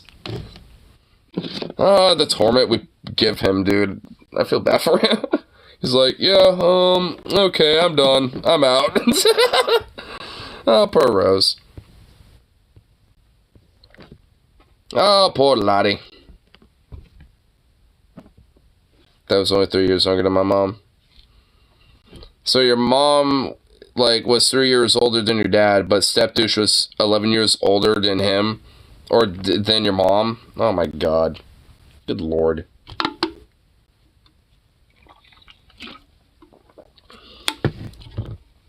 No Sony artifact. Jesus Christ. No one needed to know that. No one needed to know that information. Gotta recharge first. Yeah, I mean, yeah, I guess you gotta. But, you know, I'm gonna take a piss and recharge from this bullshit. Like, good lord. I don't even know what to do with this anymore. Boob. Oh my gosh, you stretch boy. Oh my gosh, you stretch boy. What are you doing? You flop.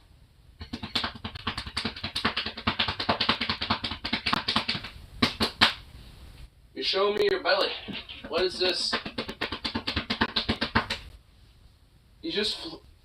My dog just flopped to show me his belly. He's stretching around like a fucking worm. Oh my god, you're a worm! You're squirming around like a worm. A fish out of water, dude. What are you doing? Oh my god.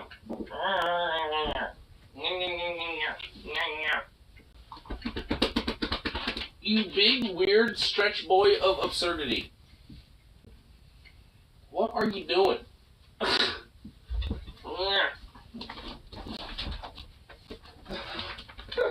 He's a goofball.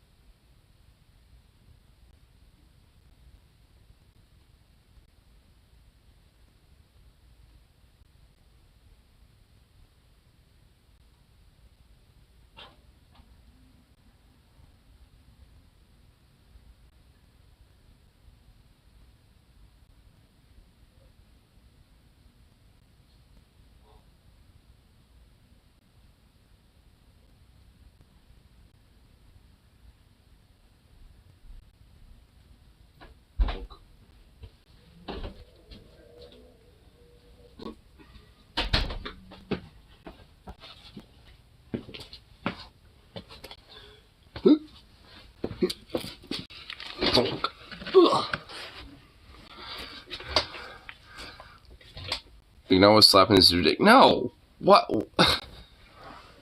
I'm slapping his belly. It's doing this.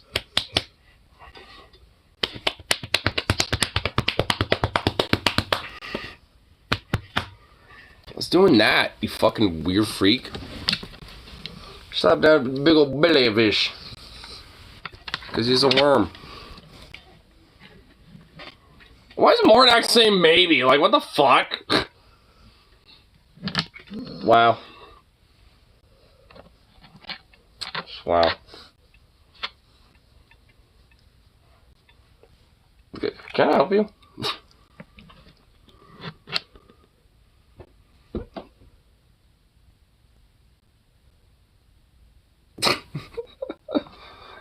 Big goof. Look at you. Here's a little goof. Look at him.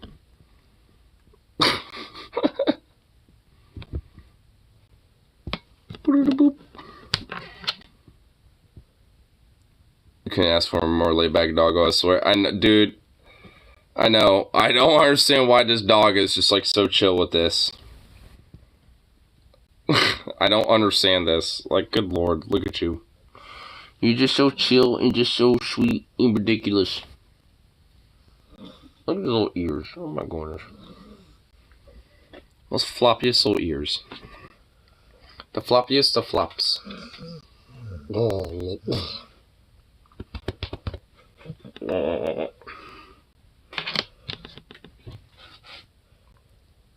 You know the most ridiculous little thing, you know that? Well,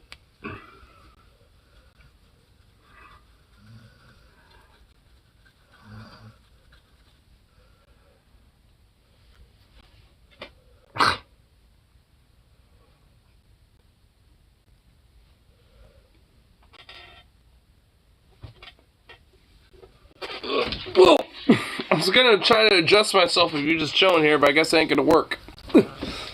Alright. There we go. Yeah.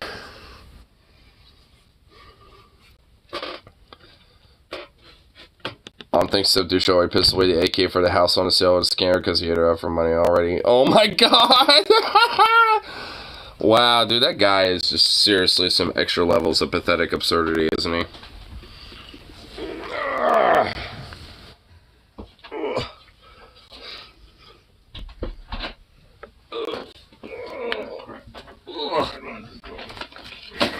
Well, goddamn, dog.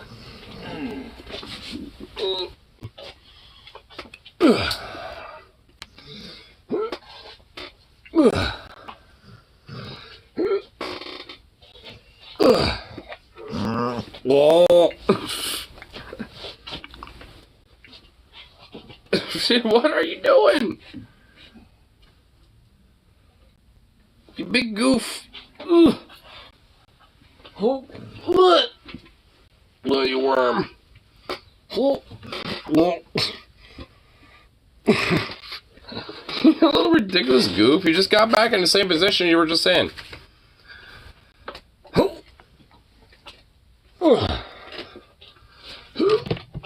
Okay, you just tried to stop me. Alright. Well, fuck you too.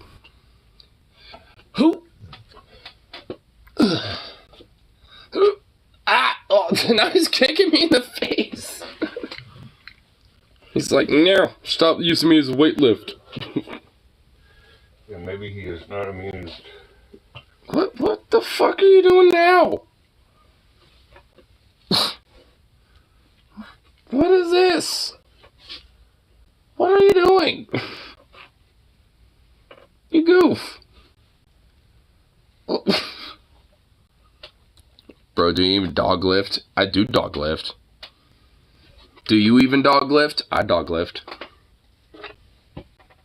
Do you even dog lift?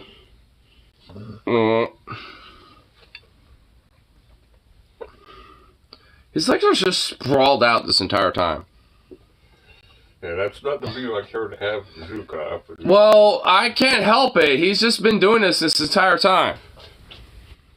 Like, here, this, I don't know how to, am I even censoring it? Oh my heart. The seedy underbelly of the dog. Yeah, well, yeah, there we go. My arm is kind of censoring it, but yeah, he's literally just got that going on. Legs are literally sprawled out. Coconut seeds for idiots. Coconut seeds are basically our fucking coconuts. Yeah, that's where the coconut seed, the coconut tree, the seed is the coconut.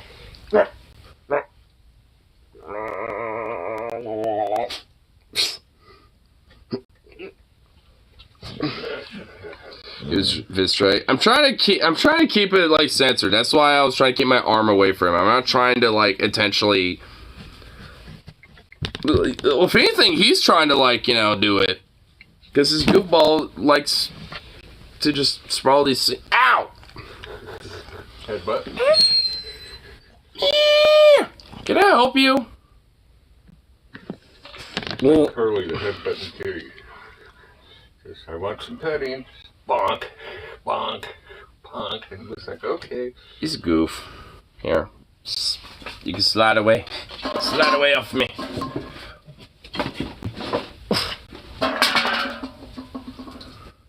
Do you have to knock over the cans every fucking time you walk by them? And it, like, out of the way. What those life lessons? They're not even in the way. Whatever. They're not even in the way. They were like partially like obstructing. But oh no, he can't like move his little legs. Where it doesn't bonk into him. But nah. He's a dog. He doesn't care. Yeah, he's a bulldozer. He don't give a shit. It's like whatever. Bonk. I mean, cats can be the same way too, to be fair. But they're a lot more nefarious about it. Zukov just is oblivious. Like, oh, you were here? I didn't notice. Oh, you got too much stuff on this table. Curly's done that out there in the front living room. Ridiculous little mutt.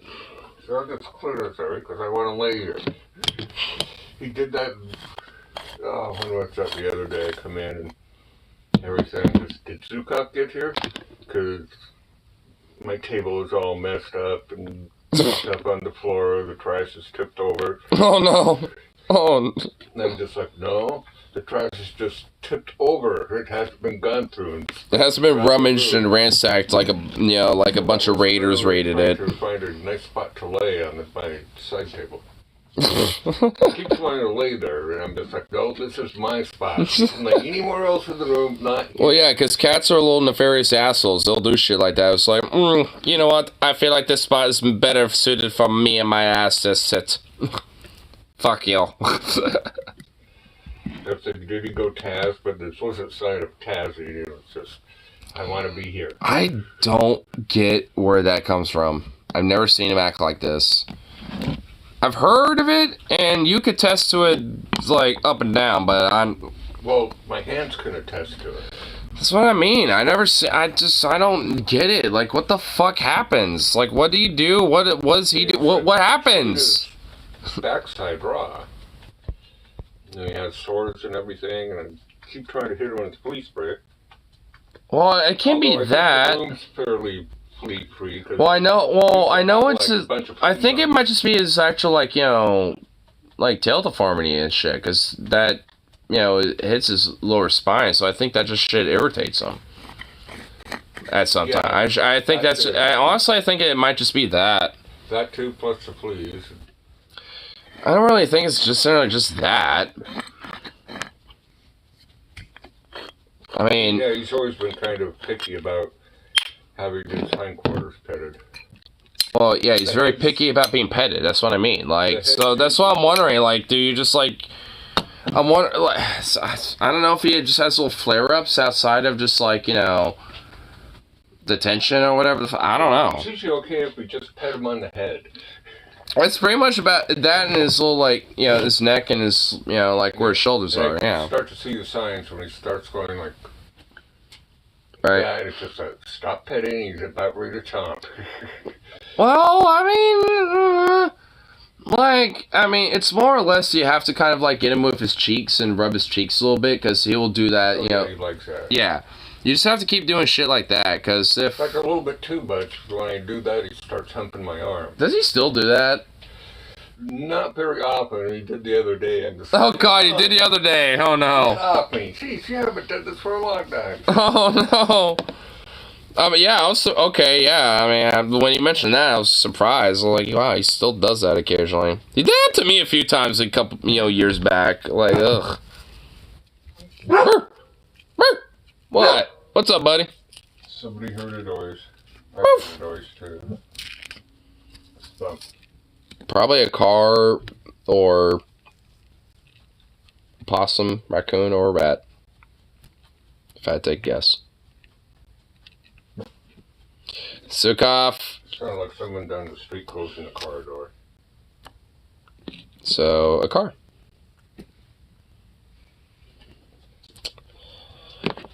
Sooks. Oh, you know what? Here.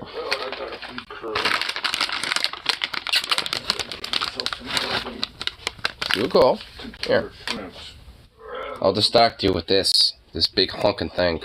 No, and I don't have Can I break this? silverware to make them.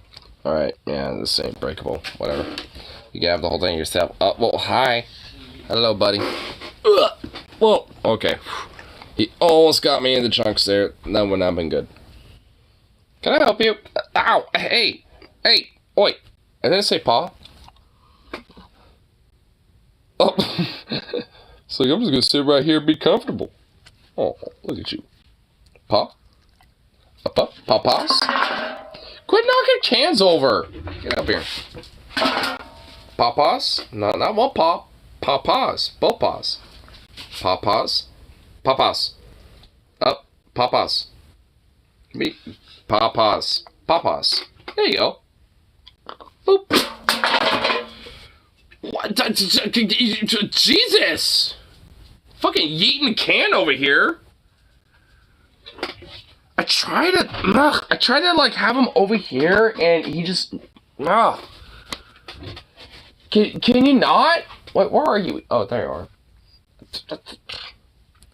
Okay, this dog is just being a fucking chaotic entity. Quit being a chaotic entity, you fucking freak. Absurd little ball of insanity. What do I even do with a little bastard like that? I mean, good lord.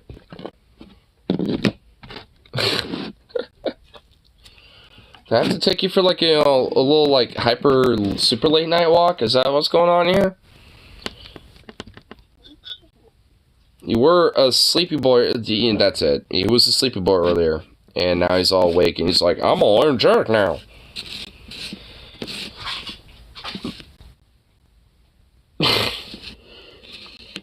Yep, that's what's going on. Great. Yay. Yay. I got a ball of energy to deal with. At least he's distracted. You want a late night walk? Don't even really sound too bad for him. I think I might actually do that. Sounds like a good idea for him.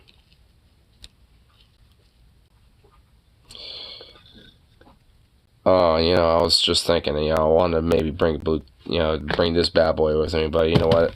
That would not be a good idea. I do not need it because me like, hey, we got North Plaza. That should probably not be a good idea. I want to at least give him a little walk. I mean, I actually should, in a way, just because, like, I'm missing my right little earbud right here, in a sense. So, and there's only two places I think I can think of where it is at. It's either at the pub, or at the, like, gas station convenience store that's right next to it. And where I like to go, play in the field with him out, where I, check a ball for him and stuff like that. That's like on the way over there, basically. So I think that might actually be a pretty good idea for him. Little boy's all awake and stuff. Guess they're gonna have the harness back on. And hopefully I can take the random gamble and maybe it's the same dude from Tuesday where I lost my earbud and he's there and I can potentially be like, yay, get it back. Because that'd be nice. Because if not, then I'm going to have to make a run to go get some new headphones. Because having one earbud fucking sucks. That's horrible. It's shitty.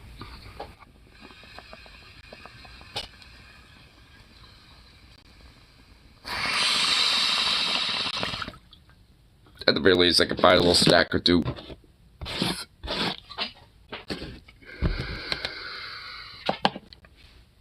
Okay, are you, like, eating that, like, thing I gave you, or are you getting into other shit?